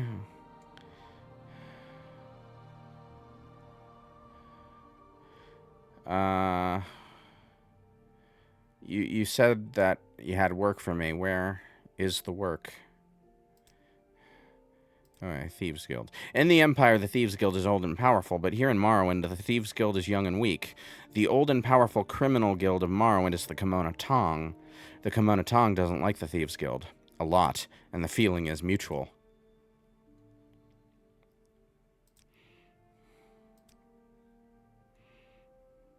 Right. House Redoran. Oh, there's work. There we go. It was just one notch down, and I didn't see it. Or maybe it just popped in. Through various channels, I've learned a bit about your situation. I'd like to tell you a little story. And when I'm done, you can ask me some questions, and then maybe you might decide to go out and do some things. You might, and you might not. That's your affair. And I also want to tell you about a nice present I think the Emperor wants you to have. I'm not sure where it is, but maybe you'll want to check back and see if I've found it. Later, after you've done some things. Okay. Once upon a time, there was a bad magistrate who took gold from criminal organizations to reduce the sentences and fines of criminals. Everybody knew he was doing this, but nobody could prove it. Because even if it could be proved, the bad magistrate had important friends, and proof is not as powerful as important friends. At the same time, there was a good officer who enforced the laws because he thought laws made people happy and safe.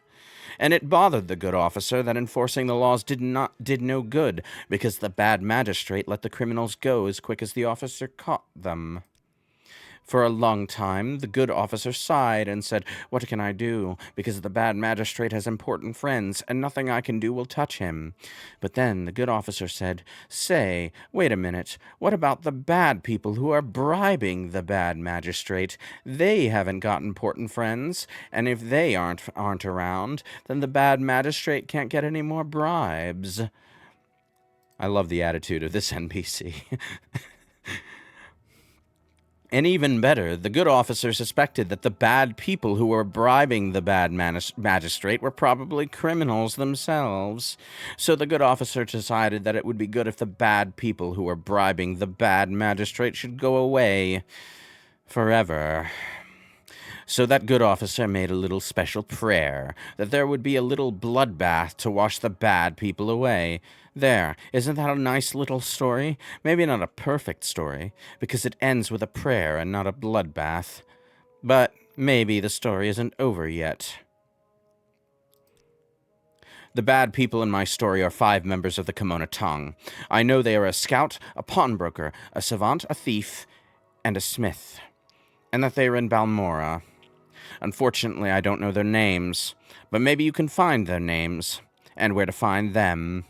And then maybe my story could have a happy ending, with a little bloodbath instead of a little prayer.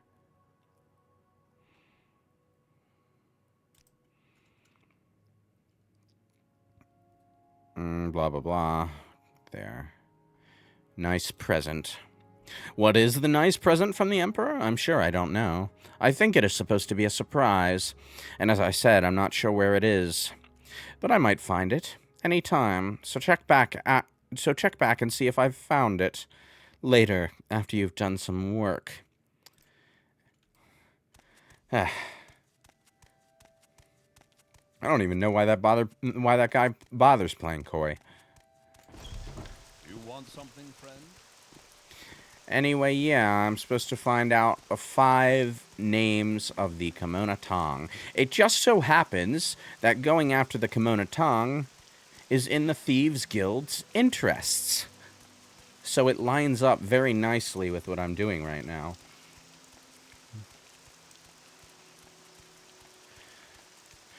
Whew. What I wouldn't give for the boots of blinding speed right now. The boots of blinding speed are a fun item. They're a pair of light armor leather boots that boost your athletics skill to a ridiculous degree. I think it's a plus 200 bonus, maybe a plus 300. I'm not sure. Point is, you'll be running like Sonic the Hedgehog. Problem is, it also curses you to blindness when you put it on, and it turns out there's an easy way to get around that, because the blindness effect only applies the moment you put the boots on. So if you have 100 magic resistance... okay. So if you have 100 magic resistance, it won't blind you. So you see what happened here is that every time an area reloads, the NPC positions shift slightly to the side. And they keep shifting and shifting every time an area reloads. This guy should be standing up there to provide Silt Strider service. There's a console command that you can use to reset all the NPC positions to fix that, but I don't remember what it is off the top of my head, so we'll deal with it later. I don't need to use the Silt Strider right now anyway.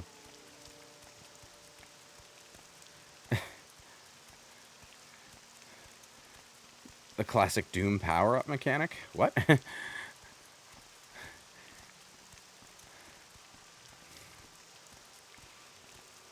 Okay. Now, his gold's probably reset by now, so I'm going to go grab some ebony and make some money.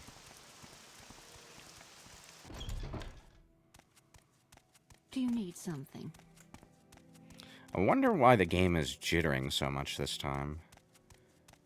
It didn't do that last session. Okay, let's grab all 7.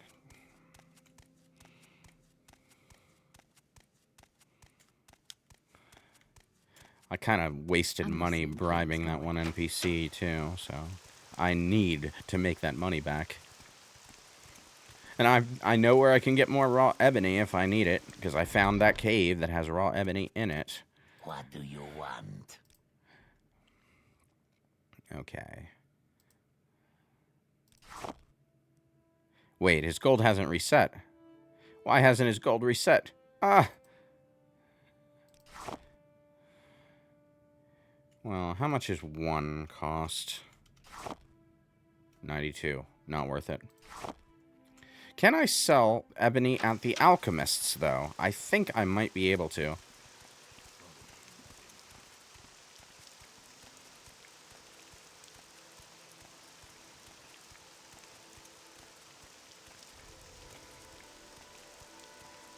Yeah, what I was saying about the soundtrack earlier, this theme that's playing right now, I'm pretty sure it's in Skyrim.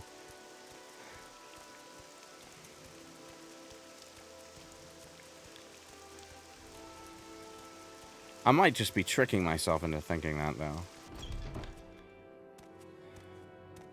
Hello. Can I sell the ebony? I can indeed sell the ebony. 650 even, thank you. Pleasure doing business with you. Okay, now I know that I can sell raw ebony at the alchemists. That'll make things a lot easier. Anyway, let's go talk to Habasi. She probably knows something about those Kamanatong members. I don't think it's in base Skyrim, but I'm pretty sure it's in Dragonborn. What? Well, Dragonborn does take place in Solstheim, but I think I've heard this music. Well, you see, here's the thing. I've never actually been to Solstheim in Skyrim. I've seen videos of it, but I never actually played the game long enough to actually go to Solstheim. You know?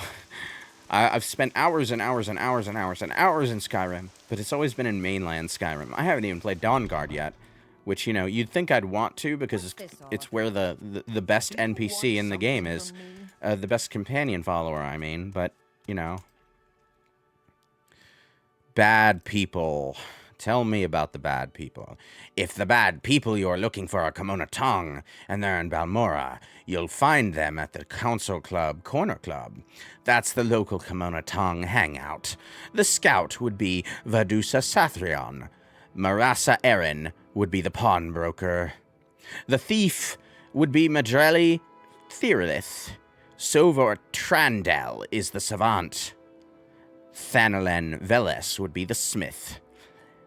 Sovor Trandel is the savant. That's the guy I need to get the key from. You see, it all comes together. In the original Doom, any of the power-ups have a side effect. For example, invincibility turns the screen pure white, and it's hard to see a lot of stuff. Oh yeah, you're right. But it's not actually like a power-up side effect here. It's an actual negative enchantment effect applied to the item. That's the thing. The boots of blinding speed are supposed to be a prank that the developers play on the character. There's an NPC who says she'll give you her boots of blinding speed if you escort her somewhere, but she doesn't tell you that the boots of blinding speed make you blind when you wear them. She just tells you that they're a good enchanted item, you know, and they are a good enchanted item, but they're also a cursed enchanted item, and you need to. All right, this is where the Council Club is.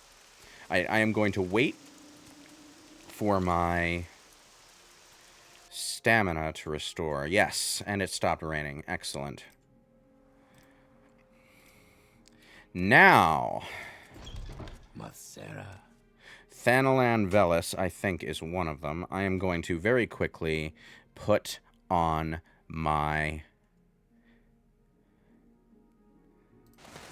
enchanted glove and select the spell. Alright, I think Thanalan Velis is the one, but I don't want to kill any NPCs that aren't actually the ones that I want.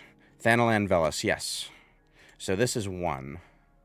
I actually got this guy's disposition up to 100 by accident before I killed him the last time, I think I remember. And when you start taunting a person that you've actually that you've got their when you start taunting a person whose disposition is at 100, the reaction is kind of heartbreaking. They're like, "What? I thought we were friends." It's anyway. Kimono Tong. Blah blah blah blah blah. Well, you know what? I think the Kimono Tong smells like elderberries. And your mother does too. And, you know, more along that line. I can't think of inventive insults. I'm not an insulting kind of person.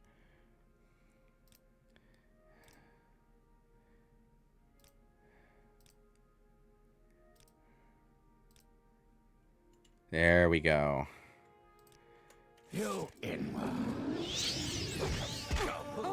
Oh! Damn it. Well, this was a bad quest to take on at level 1. Ahem.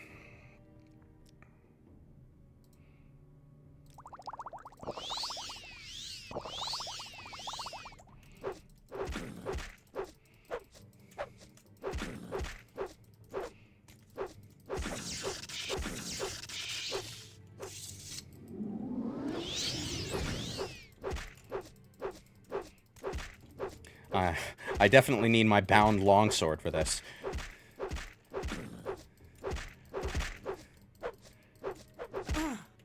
Ooh. Okay, health potion. Thank you. I will take one of those, thank you.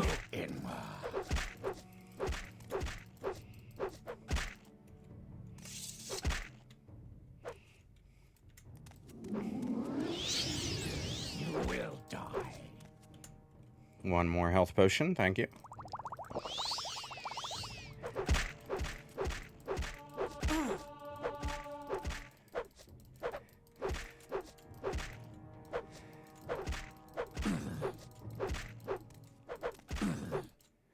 Okay, that's one.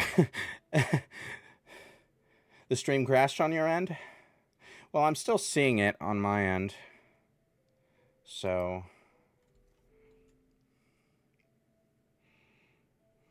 I've got a Twitch open on my side window over here. So it's still showing the stream going. Yeah, that might just be your internet connection, sorry. Let me see. Oh, wow. This guy was using a Dwarven War Axe.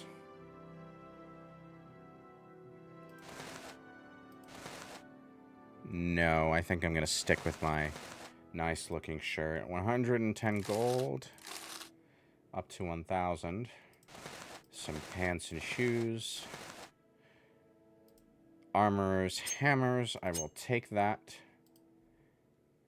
And that. And,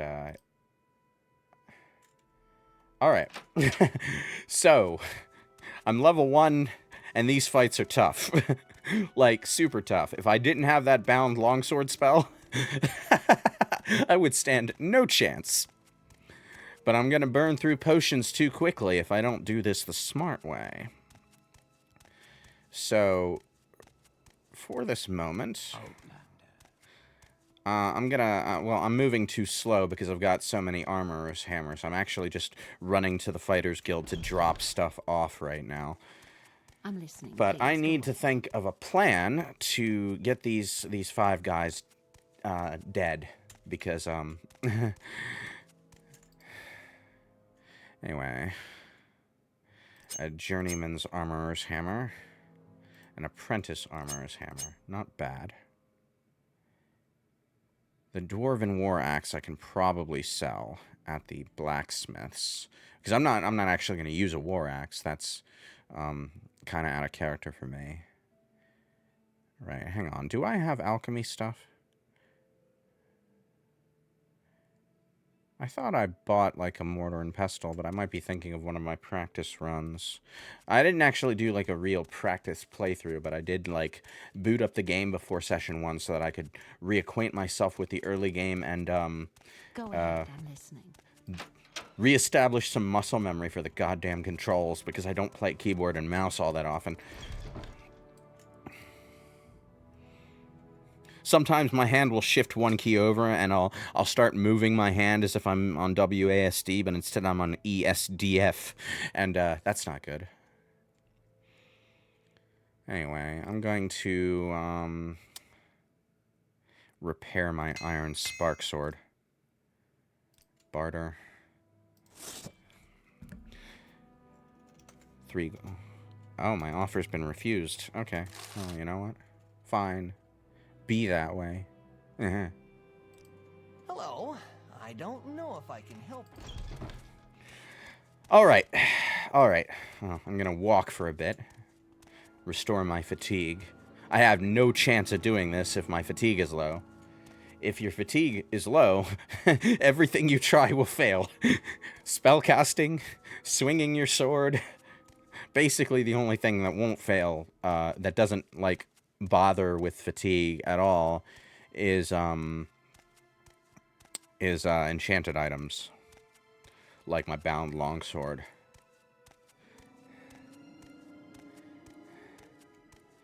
Anyway, the reason I want to taunt these guys into fighting me is that if I taunt them into fighting me, it's legal. And also, everyone else in the room won't dogpile me at the same time.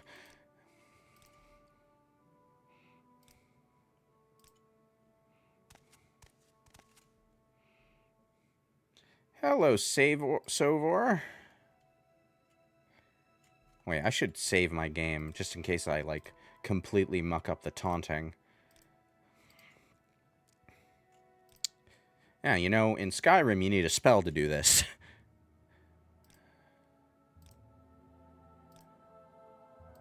Here? Nah. Just taunt. I think I've... Oh, wait, I can actually succeed at taunting when I'm this low. Just keep taunting. Taunt, taunt, taunt, taunt. Just annoy him like that guy outside of, Nuber. That's his name. In Baldur's Gate, Nuber. That one NPC that just won't stop. Oh, why did I bribe him? Why did I bribe? Why did I waste 10 gold on that? Okay, I'm gonna load and try this again. So,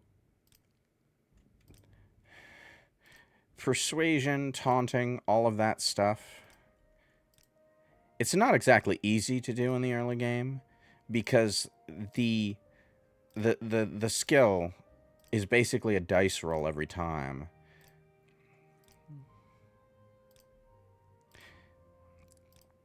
And once you're down to 0 disposition, basically everything you might try to do that does not involve bribing will fail with a very high probability. In order to successfully taunt someone, you need a high enough disposition that they will actually listen to you in the first place. Which is kind of like real life, now that I think about it. Why did that bribe work? Because the RNG gods are laughing at me. The thing about taunting is that it also lowers disposition, so it's a little Oh god, this NPC has a really high speechcraft, doesn't he? Well, he is a savant. I suppose that makes sense. But this is gonna be annoying. So, let's move on to one of the other guys, shall we? How about you, Banor? Doors are always open. You're not one of my marks, are you? Vedusa is a scout. Is she? Are you Vedusa? Yes, you are Outlander, Vedusa. what do you want? If you're a scout, I'm anticipating a relatively easy fight. So, taunt. Would I now? Have I now? Are you now? Well, that's too bad. I'm just going to keep on badgering you. Because...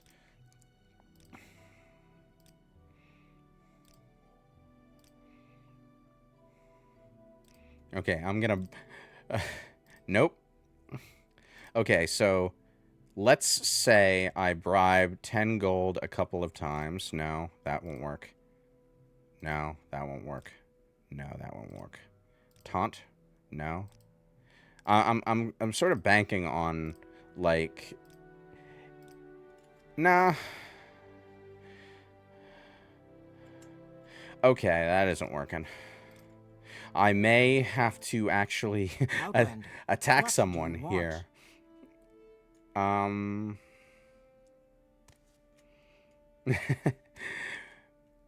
Bribing is actually, like, relatively decent at what it does. Okay, and you are... What is this about? Okay, you're one of them. I Do know. I know you?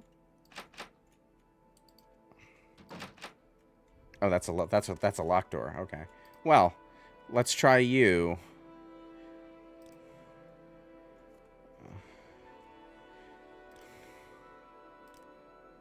Don't I have better things to do?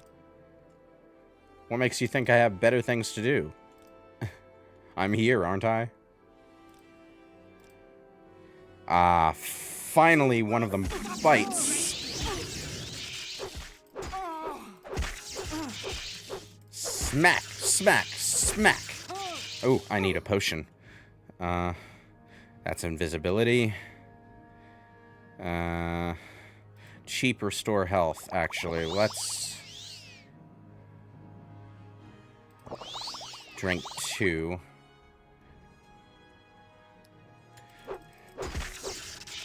Okay, that's actually, like, not a very good healing potion. I'm going to very quickly drink a standard, which has a faster heal over time.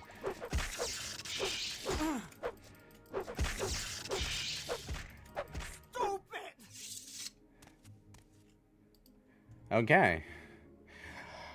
Ah, another iron spark blade. An expensive amulet, not bad. I will take all of this, actually, and then dispose of the corpse. Okay, that's 2 down. That is 2 down, but I haven't done anything to get the key yet, so hang on. Alright, and she's that would be another one of them. Yes. Okay, so these 3 here are the remaining ones. Our doors are always open. I frickin', like, seriously hope that they don't all dogpile me the moment I taunt one of them into fighting me. Whew. Okay. Alright. Do I have any, like, spells that can help with this?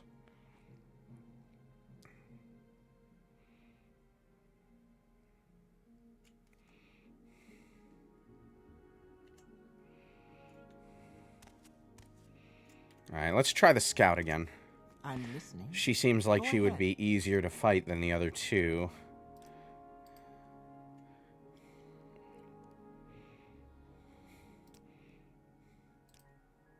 Would I now?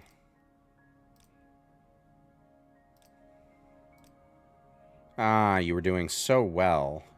I'm actually going to save now because I've successfully taunted her twice, which should make this relatively easier. Yeah, I'm save scumming the persuasion mechanics. You won't get anything done otherwise at this point in the game.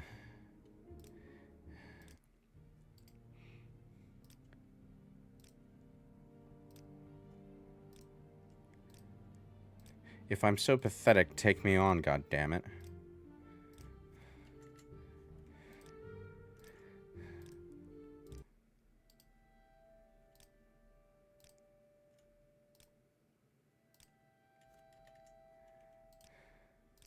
Every time you fail...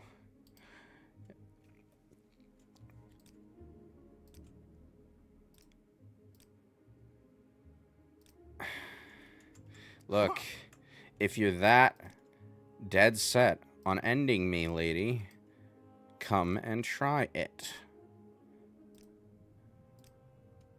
There we go. Oh, they do dogpile me. Frick. Okay, so I was like, okay, wasn't sure that was gonna happen, but apparently taunting one of these guys within sight of the others just yeah, okay.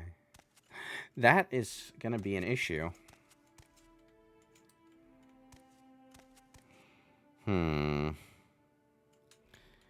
Is there a way to, like, get these people out of range of each other? Like, can I move them around? No, no, no, no, no, no. Don't walk that way. No, in fact, yeah, maybe you should walk that way.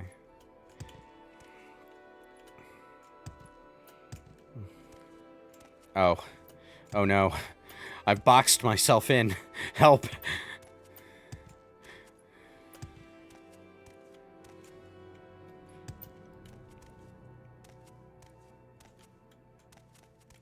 Okay, you go that way. No, no. Up the stairs, maybe? Please,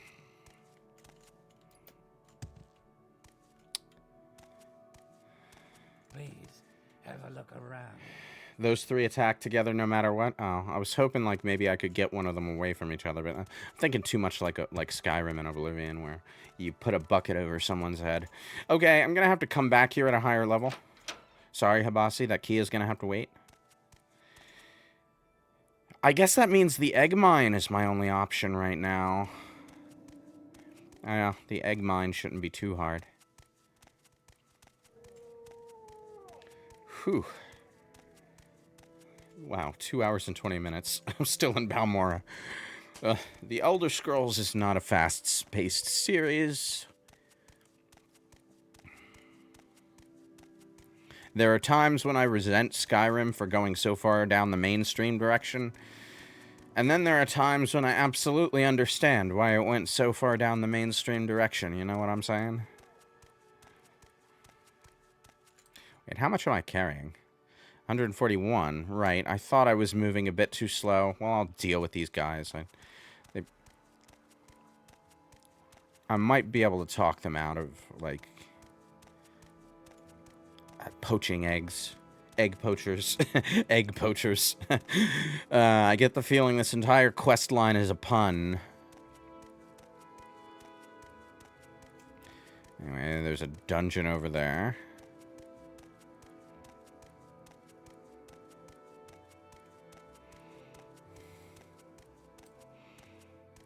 Okay, so the Fighters Guild quest, let's see.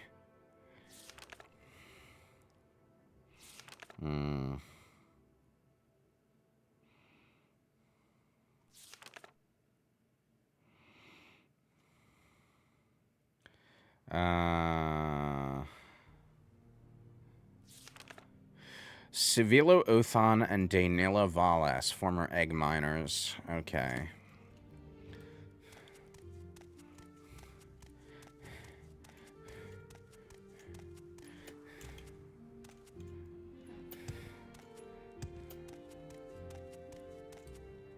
All right, I'm listening. I'm a miner in the Shulk Egg mine, but I'm getting some fresh air. Okay, tell me about these egg poachers. And I don't mean people who cook eggs real good. I mean people who've been stealing your eggs. We haven't seen Civillo Othon or Daenila Valas, but the eggs keep disappearing, and they know the place. Easy for them to get in and out, stay out of sight. So you say.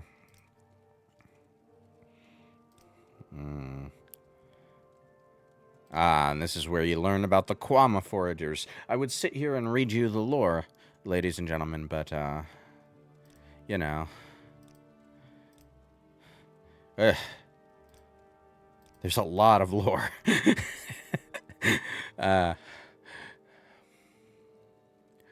Okay. And what about you? Let's hear it. Civillo Othon and Daenila Valas used to work here. Not good people. Could be hiding anywhere in the mine.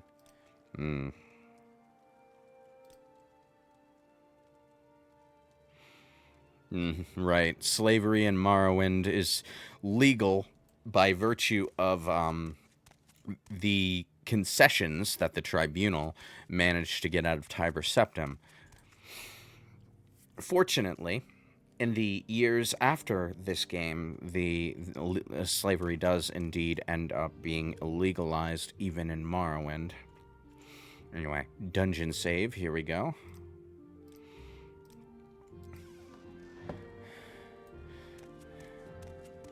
I still don't have a light spell. Hang on. I'm not supposed to hurt them if they're not hostile. Because, you know, Quama eggs. It's not worth it for me to like steal the eggs either. They're not actually all that valuable. These things, however, are fair game. Maybe I'll even be able to level up.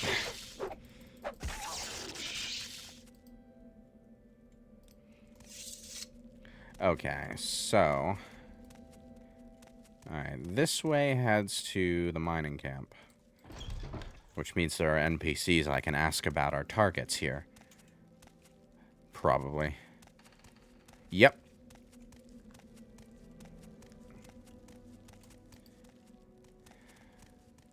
All right, I'm listening. You're in an egg mine, Outlander, so be careful. Quama foragers and warriors won't attack miners since they're used to our smell, but they attack intruders, and you smell like an intruder. Alright, well, point me in the direction of other intruders. Civillo Othon used to work here, blah, blah, blah. Okay, same thing as the other guy said.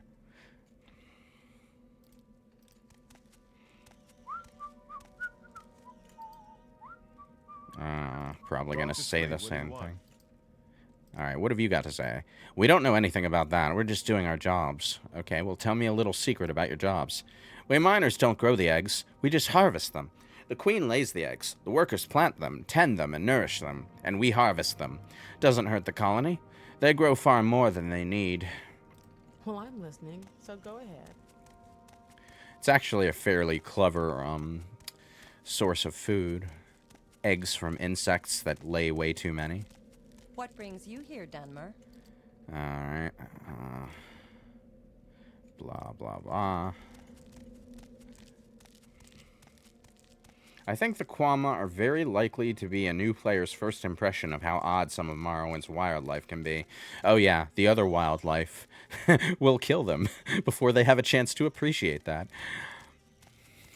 But yeah, Morrowind wildlife is pretty interesting. Okay, you know what? Bound longsword. Boom. Alright. Quama Cuddle. I'll take that and dispose of the corpse.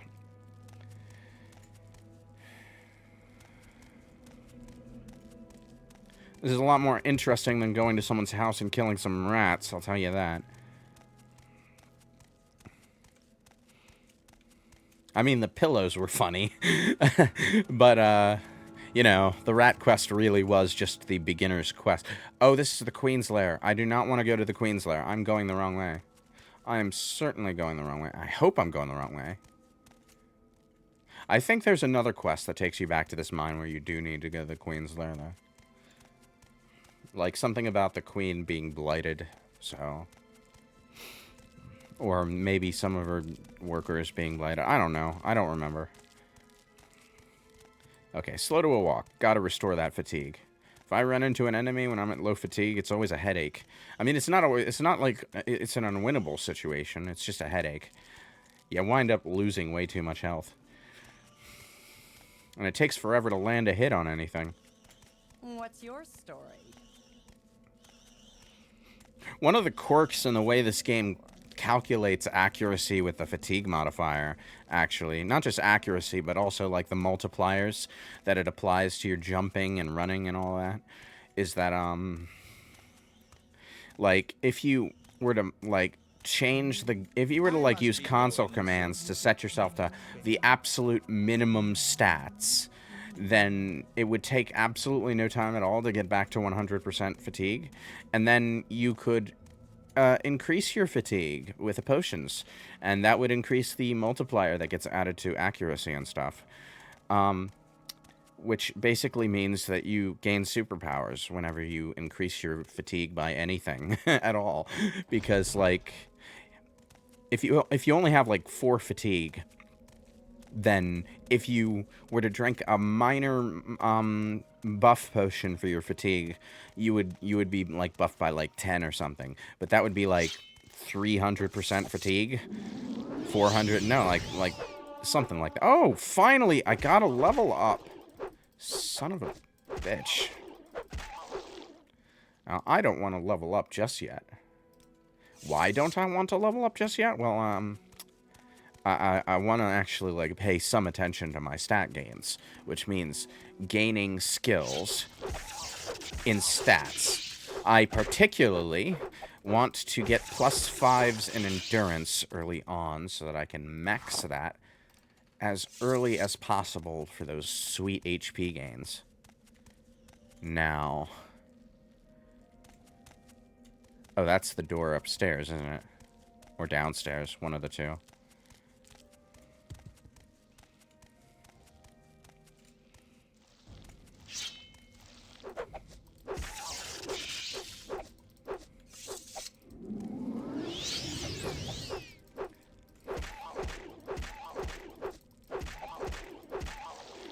"18 seconds of bound longsword is plenty." Ooh. Hello there, buddy.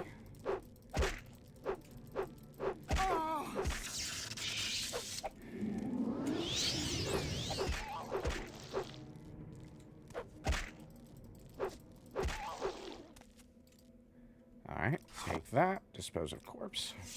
And we're good.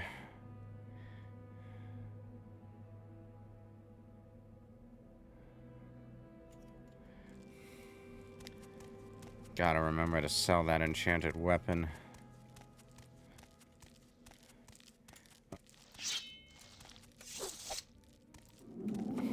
Alright, another stupid leech.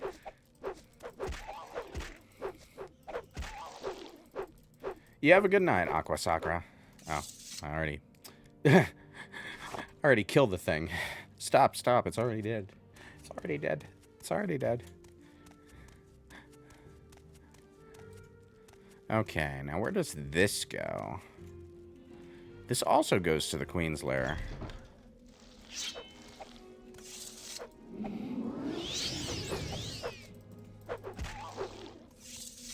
There we go.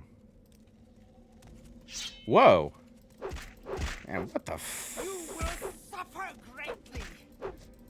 Will I?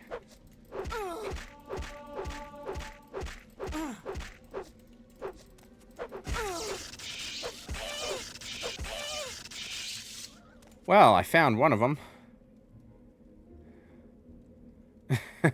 A miner's pick is apparently a weapon. I mean, it was a weapon in Skyrim too, but, you know, not really meant to be used as one.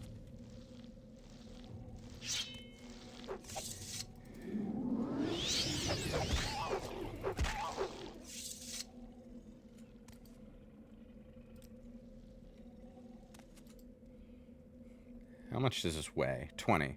I don't want that. Okay. I'm gonna save, actually, and level up. I need to restore some health anyway. Oh, I can't rest while there are enemies nearby, you say. I guess that means I have to walk to the other side of this thin wooden door. Oh, but before I do that, meditation, mysticism. No, not mysticism. Restoration. Restoration needs it more. Just use up all my MP. I'll probably fail to cast it like half the time.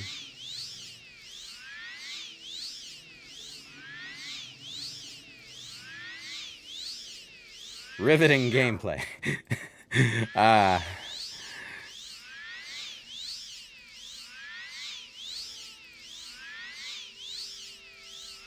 It only costs 1 magicka, so we're gonna be here for a bit.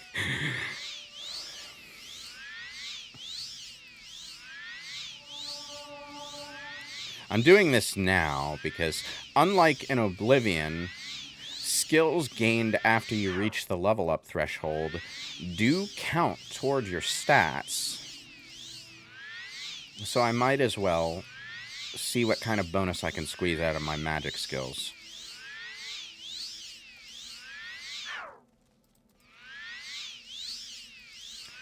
Phew. I'm not super, like, dead set on maxing out my skills this playthrough. Mostly because doing so requires copious amounts of doing stuff like this. It also requires a lot of money for trainers, because unless you want to, like, sit there letting a Kwama forager, like, wail on you for 2 hours, you're not going to level up your armor skills particularly fast. Okay, I'm out of magicka. That means it's time. Well, I should save first.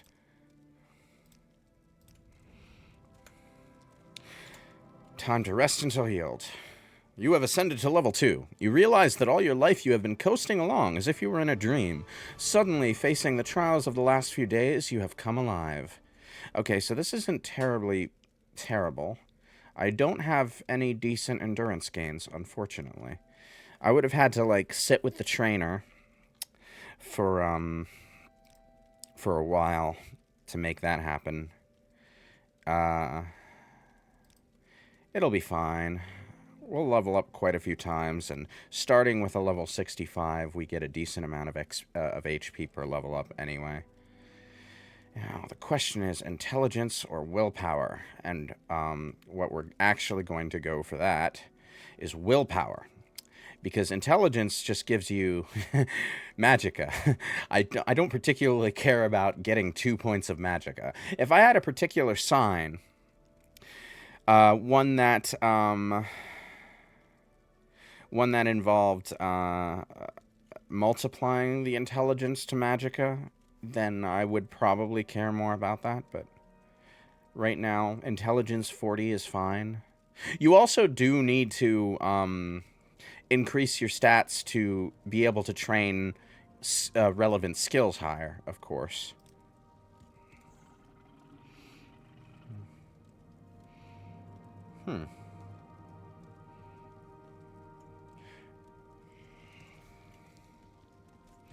Anyway, where was I?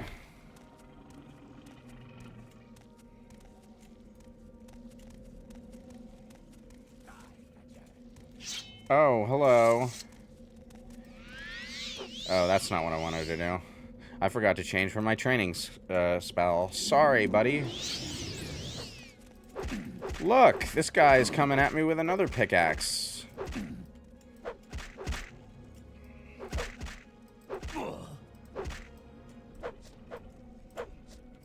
You Inwa.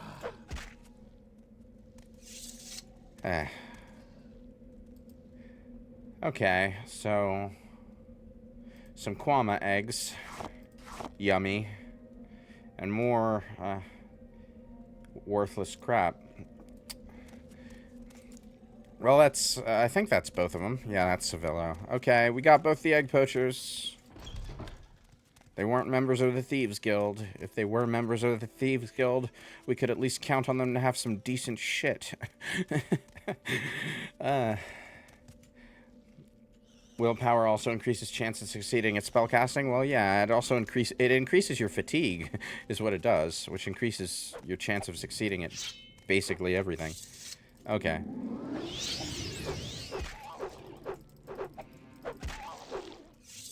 Stupid Quama foragers spawning back in. One of the things I do like about the bound weapons in Morrowind is that you can actually sheath them and keep them on your person. In Skyrim, if you summon a bound weapon, sheathing it is how you banish it.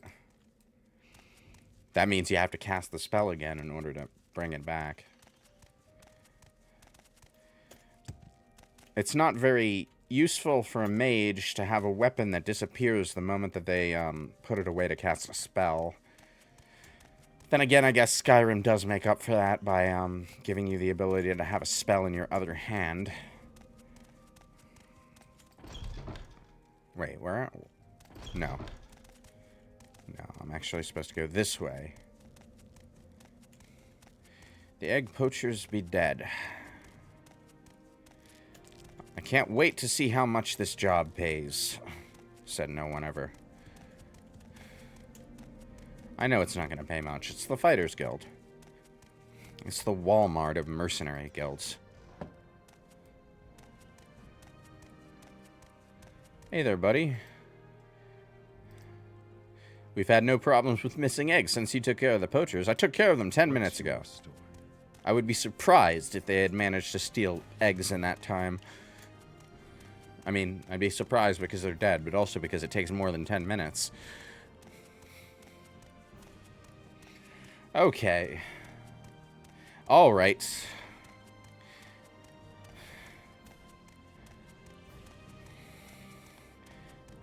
I love this theme song.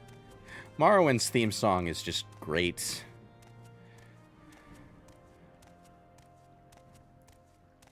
While I like Morrowind's, while I enjoy Morrowind's soundtrack, I don't necessarily like the way it uses its music, if that makes sense. It just kind of like has a playlist of tracks that it plays on shuffle while you're out and about in the overworld, and it has some combat music that plays when you're in combat.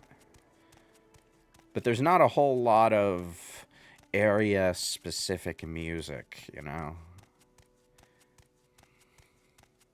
It's not bad, it's just... Alright, I'm gonna take this stupid glove off. Looks stupid. Whew.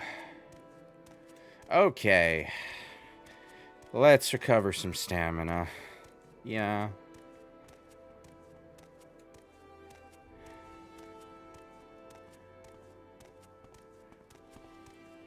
Oh, for sure. Like, Skyrim uses his music much more effectively, in a general sense. So does Oblivion, for that matter. But, like, the cream of the crop, as far as I'm concerned, is Breath of the Wild, where the music is basically there to enhance the experience, you know? Do you need something? Two dead egg poachers served up hot. You got both of them good. Here's your payment, 100 septims. And we've got some extra potions from a recent raid. Take these. They'll come in handy. Just tell me when you're ready for more orders. 4 quality restore fatigue potions. Well okay. I am not going to take the next Thieves Guild quest. Not here, anyway. I may head over to Sadrith Mora and pick up a quest there. May your kills be quick and many. Thank you, Sir Orc. Before I do anything else, though, I need to sell some stuff. Okay, let's see. We got some cloth armor, Netch leather boots, Netch leather cuirass.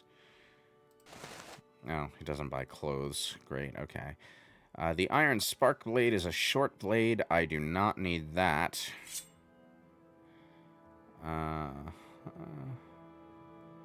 That should do. I'll just stick with 36. I don't want to drive this guy's disposition down any further than I already have.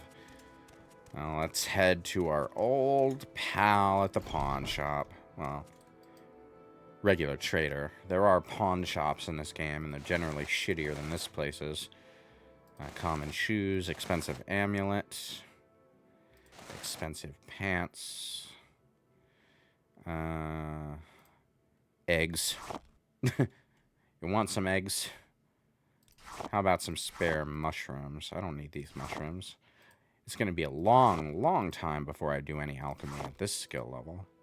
I'm basically not going to be doing alchemy in this playthrough until I have loads of money to toss it out at an alchemy trainer. Okay. 1 gold. Oh. My man, Revere, why are you so tight-pursed? Why are you so much of a penny pincher? It's kind of insulting, man. All I did was add 1 gold to the price. Wouldn't even listen to my offer. Okay, so 2 hours and 30 minutes, I think we've been going. I got time for one more quest, so I'm going to do the Mages Guild thing. Because they wanted me to collect some flowers. What flowers was it? What flowers did they want? I am not going to... Well, how much HP do I have, actually? I'm up to 46 HP, which is not... I mean, it's not terrible, but it's not exactly great. Yeah, I'm gonna level up a couple times before I try to take on those other 3 at the corner club. Council club, rather. That is gonna take, like... Ugh. I need to have much better combat skill than I have right now. And for that, I need money, and for that, I need trainers.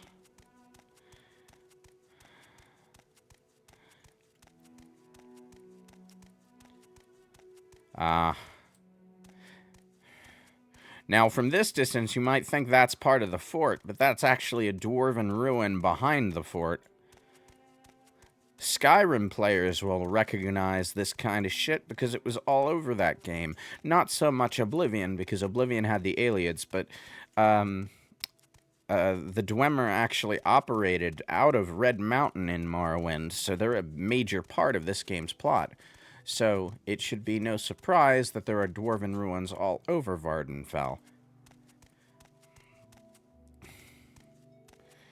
One of my favorite parts of Elder Scrolls lore is actually, you know, the Dwemer.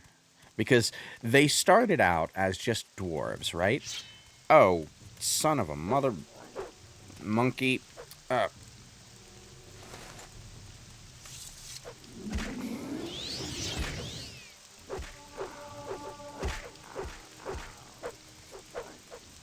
They started out as just dwarves for the sake of having dwarves in the game, because the... wait, what did I just pick up? Hound meat, okay. For the sake of having dwarves in the game, because the developers knew that fantasy fans would also be fans of dwarves and Tolkien stuff, you know? But they didn't want to make dwarves playable, so they just mentioned them in the first game, you know? There's dwarven armor and whatnot. Easy stuff. But, you know, as subsequent games came out, they decided to, you know,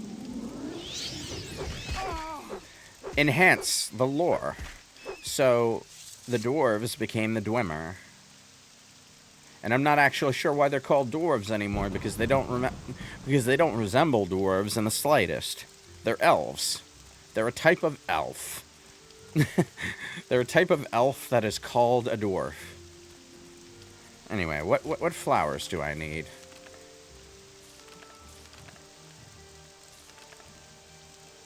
Okay, I need gold kennet, stoneflower petals, willow, anther, and heather. And I should be able to find them along this road, if I remember correctly.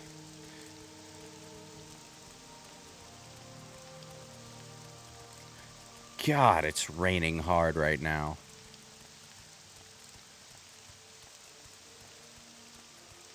I think there's one of them. Okay, gold kennet.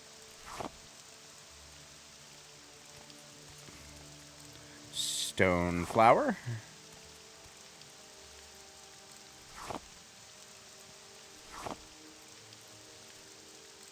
Okay. Ooh. I think this is heather. Yep.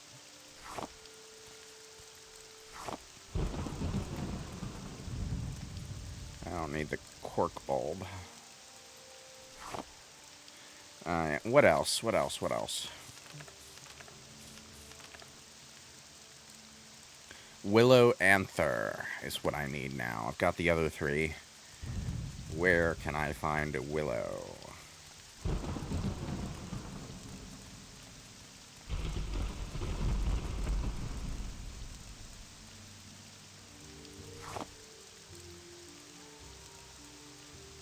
This is black anther. That's not quite right. I mean, I'll take it just in case, but...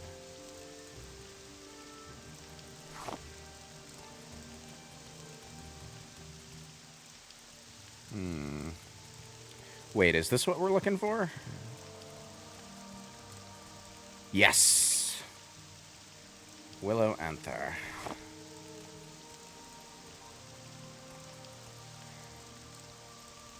Okay.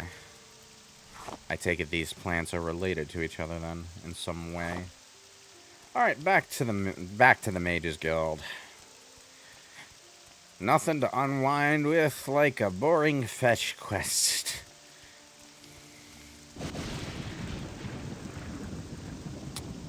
In the rain, and the storms, and the lightning. Ugh. I need to get mark and recall spells. Stat.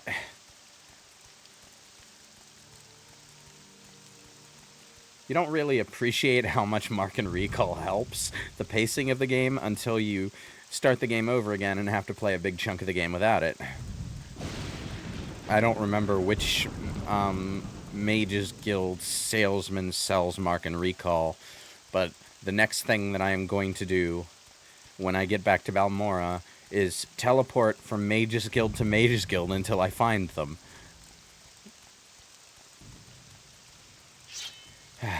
Oh. Son of a...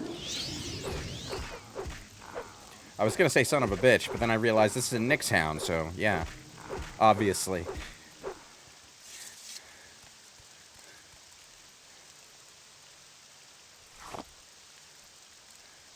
Okay.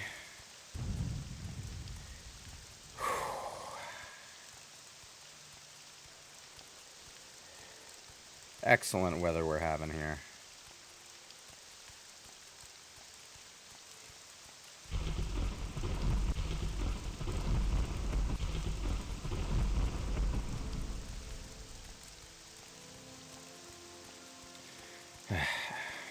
Algira,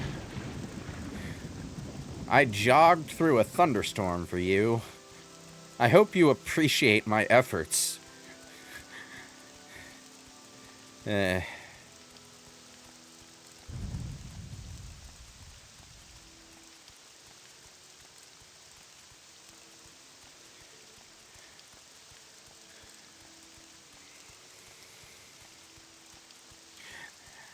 Now, this is a normal run of Morrowind, but I am well aware that when you know what you're doing, you can absolutely demolish this game very easily, even early on.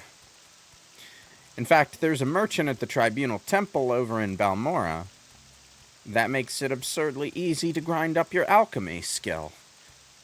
Because one of the quirks of Morrowind is that the merchants, they don't have a finite stock of everything. Some items they're programmed to just always have every time you open up their shop window.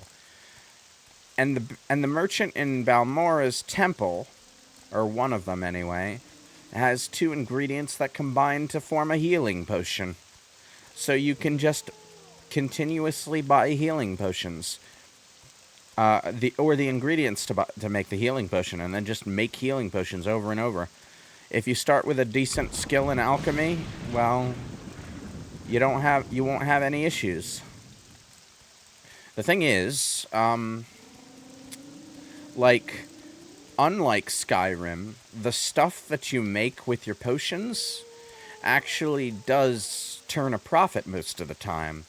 The stuff that you make with alchemy turns a profit most of the time, and it's not actually, because you can infinitely buy the ingredients to make the healing potion over there, you can, if you have the patience for it, make infinite money just making and selling healing potions in Balmora.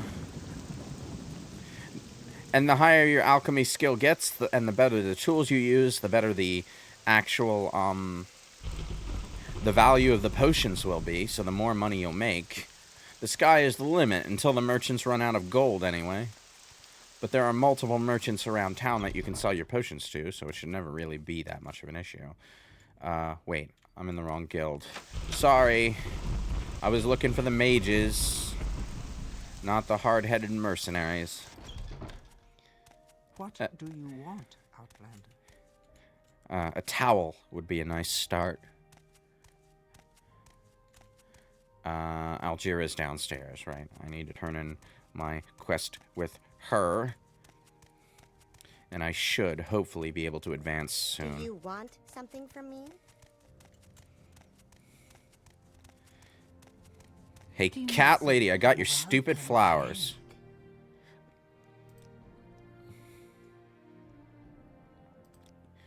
Yes, these are the flowers that Ajira needs. Ajira has made more potions for you. Ajira hopes that you will use them well. Okay, and what do I have? Cheap Restore Magicka. Great. Thanks, Ajira. You are a credit to the guild. Do you have any more duties for me? Ajira is very sorry. Ajira has much work to do on these reports, so Ajira can win her bet with Galbadir. Maybe you could fetch a new ceramic bowl for Ajira. I forgot about this quest. Yes, take these 10 drakes and go find Ajira a ceramic bowl. Ajira thinks Ravir the trader here in Balmora has some. Great. I'm being sent on a fucking Grubhub run. I mean, it's like right next door to the Mages Guild, so I'll do it. But, you know, not exactly glorious adventurer's work, this. Sarah. Have you now? You say you've been attacked by assassins. From your description, it sounds like the work of the Dark Brotherhood. I'm not sure who you angered, but stay away from me. I suppose this should be officially reported, though. Speak to Appelis Matthias and Ebonheart about this matter. I completely forgot that was a step. In starting the DLC. I got attacked outside of a dungeon in Session 1 and never talked to a guard after it. Alright, Dark Brotherhood, scum, all of them. If they're after you, friend, you'd better find yourself some help, or write a will, or both. Appelis Matthias. He's recently arrived from Cyrodiil. You'll likely find him inspecting the grounds at Ebonheart. Okay, well, thanks for the, tip, guy.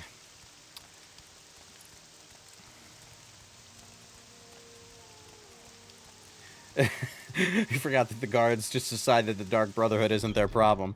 Yeah, well, I mean, the Dark Brotherhood at this point in time was a force to be reckoned with. It's not like in Skyrim where they're, like, holding on to the last dregs of their legacy.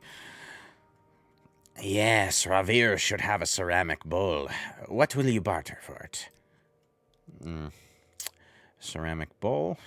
Decorative bowl. That's not the one we want. We want one ceramic bowl, which costs all of 1 gold.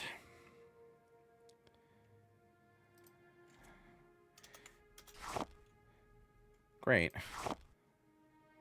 I can break even like this. Sell these flowers.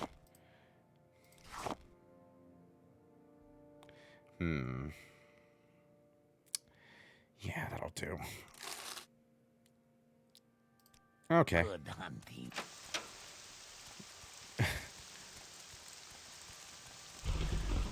Alright, back to Ajira with her stupid bowl. Precede you, Outlander. I've heard good things about you. Yeah, I am the best bowl delivery person in Morrowind. I'm listening. This is how you gain a reputation. Hello, Outlander. Go ahead, I I'm hope you listening. wouldn't take too much of my time. Ajira must find her stolen reports. Do you want your bowl? Yes, Ajira needs a ceramic bowl. Did you find one for Ajira? Yes, here it is. Yes, good. This is a very good bowl. But now Ajira must find her stolen reports. Ajira needs your help very badly. Galbadir stole Ajira's reports on the properties of local mushrooms and flowers. Ajira knows Galbadir did not leave the Mages Guild, so the reports must be nearby. Okay. Warm day to you, friend. So the prankster got counter-pranked. What a surprise. If I remember correctly, it should just be, like, under a cabinet or something.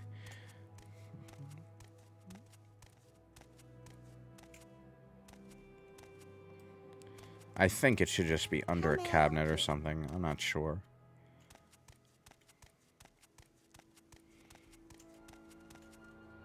Aha! I had a feeling. Flowers of Lake Amaya, Journeyman Report of Ajira. Ajira studies hard to learn the secret magical properties of gold cannets, stoneflower petals, willow, anther, and heather. Gold cannet has yellow flowers and very dark green leaves with sharp spines. Make a paste that restores strength. This is actually a useful thing to read because you can actually intuit some of the alchemical effects of the ingredients. Now, that's just the flower report. I need the mushroom report. How may I help you?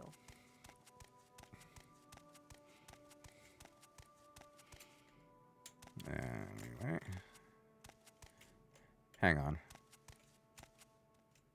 Aha.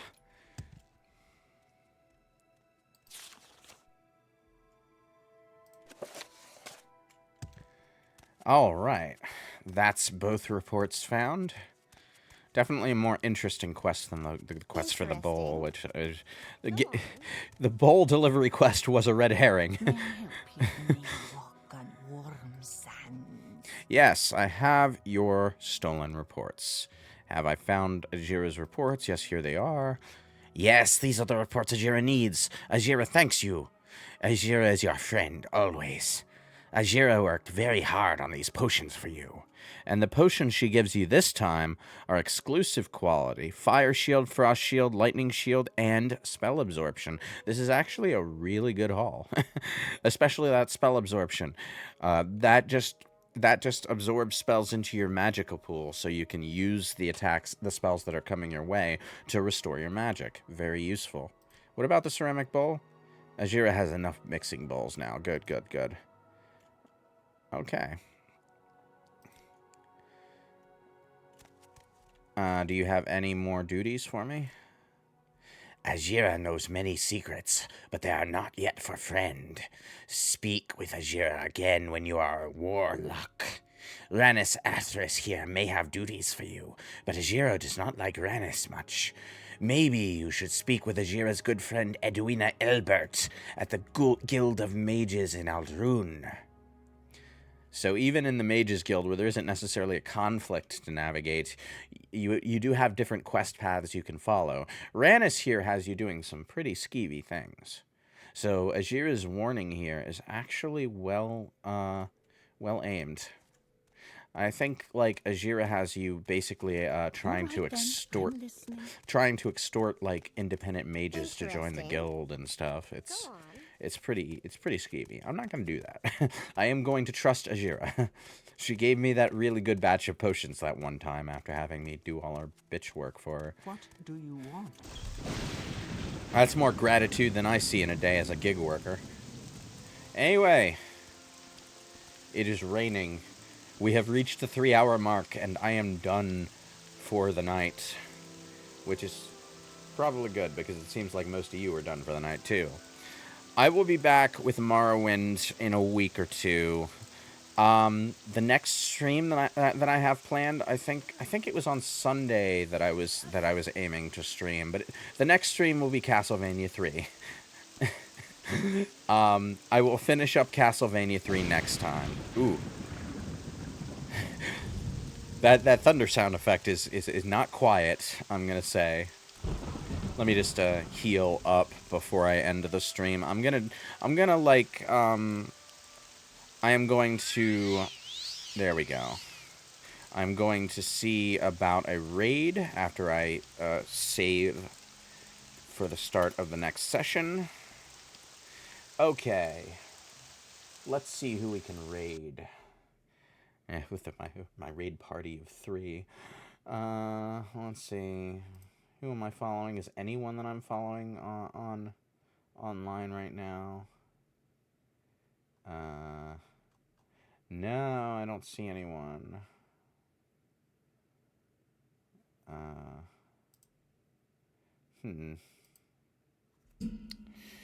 Let's see.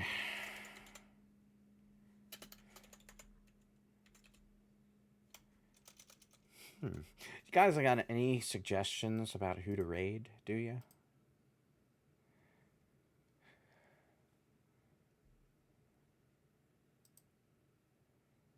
Huh. I seem to have actually mislayered some things. Let me see.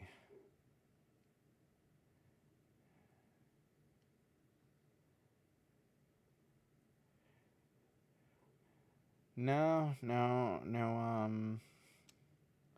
suggestions for who to raid then?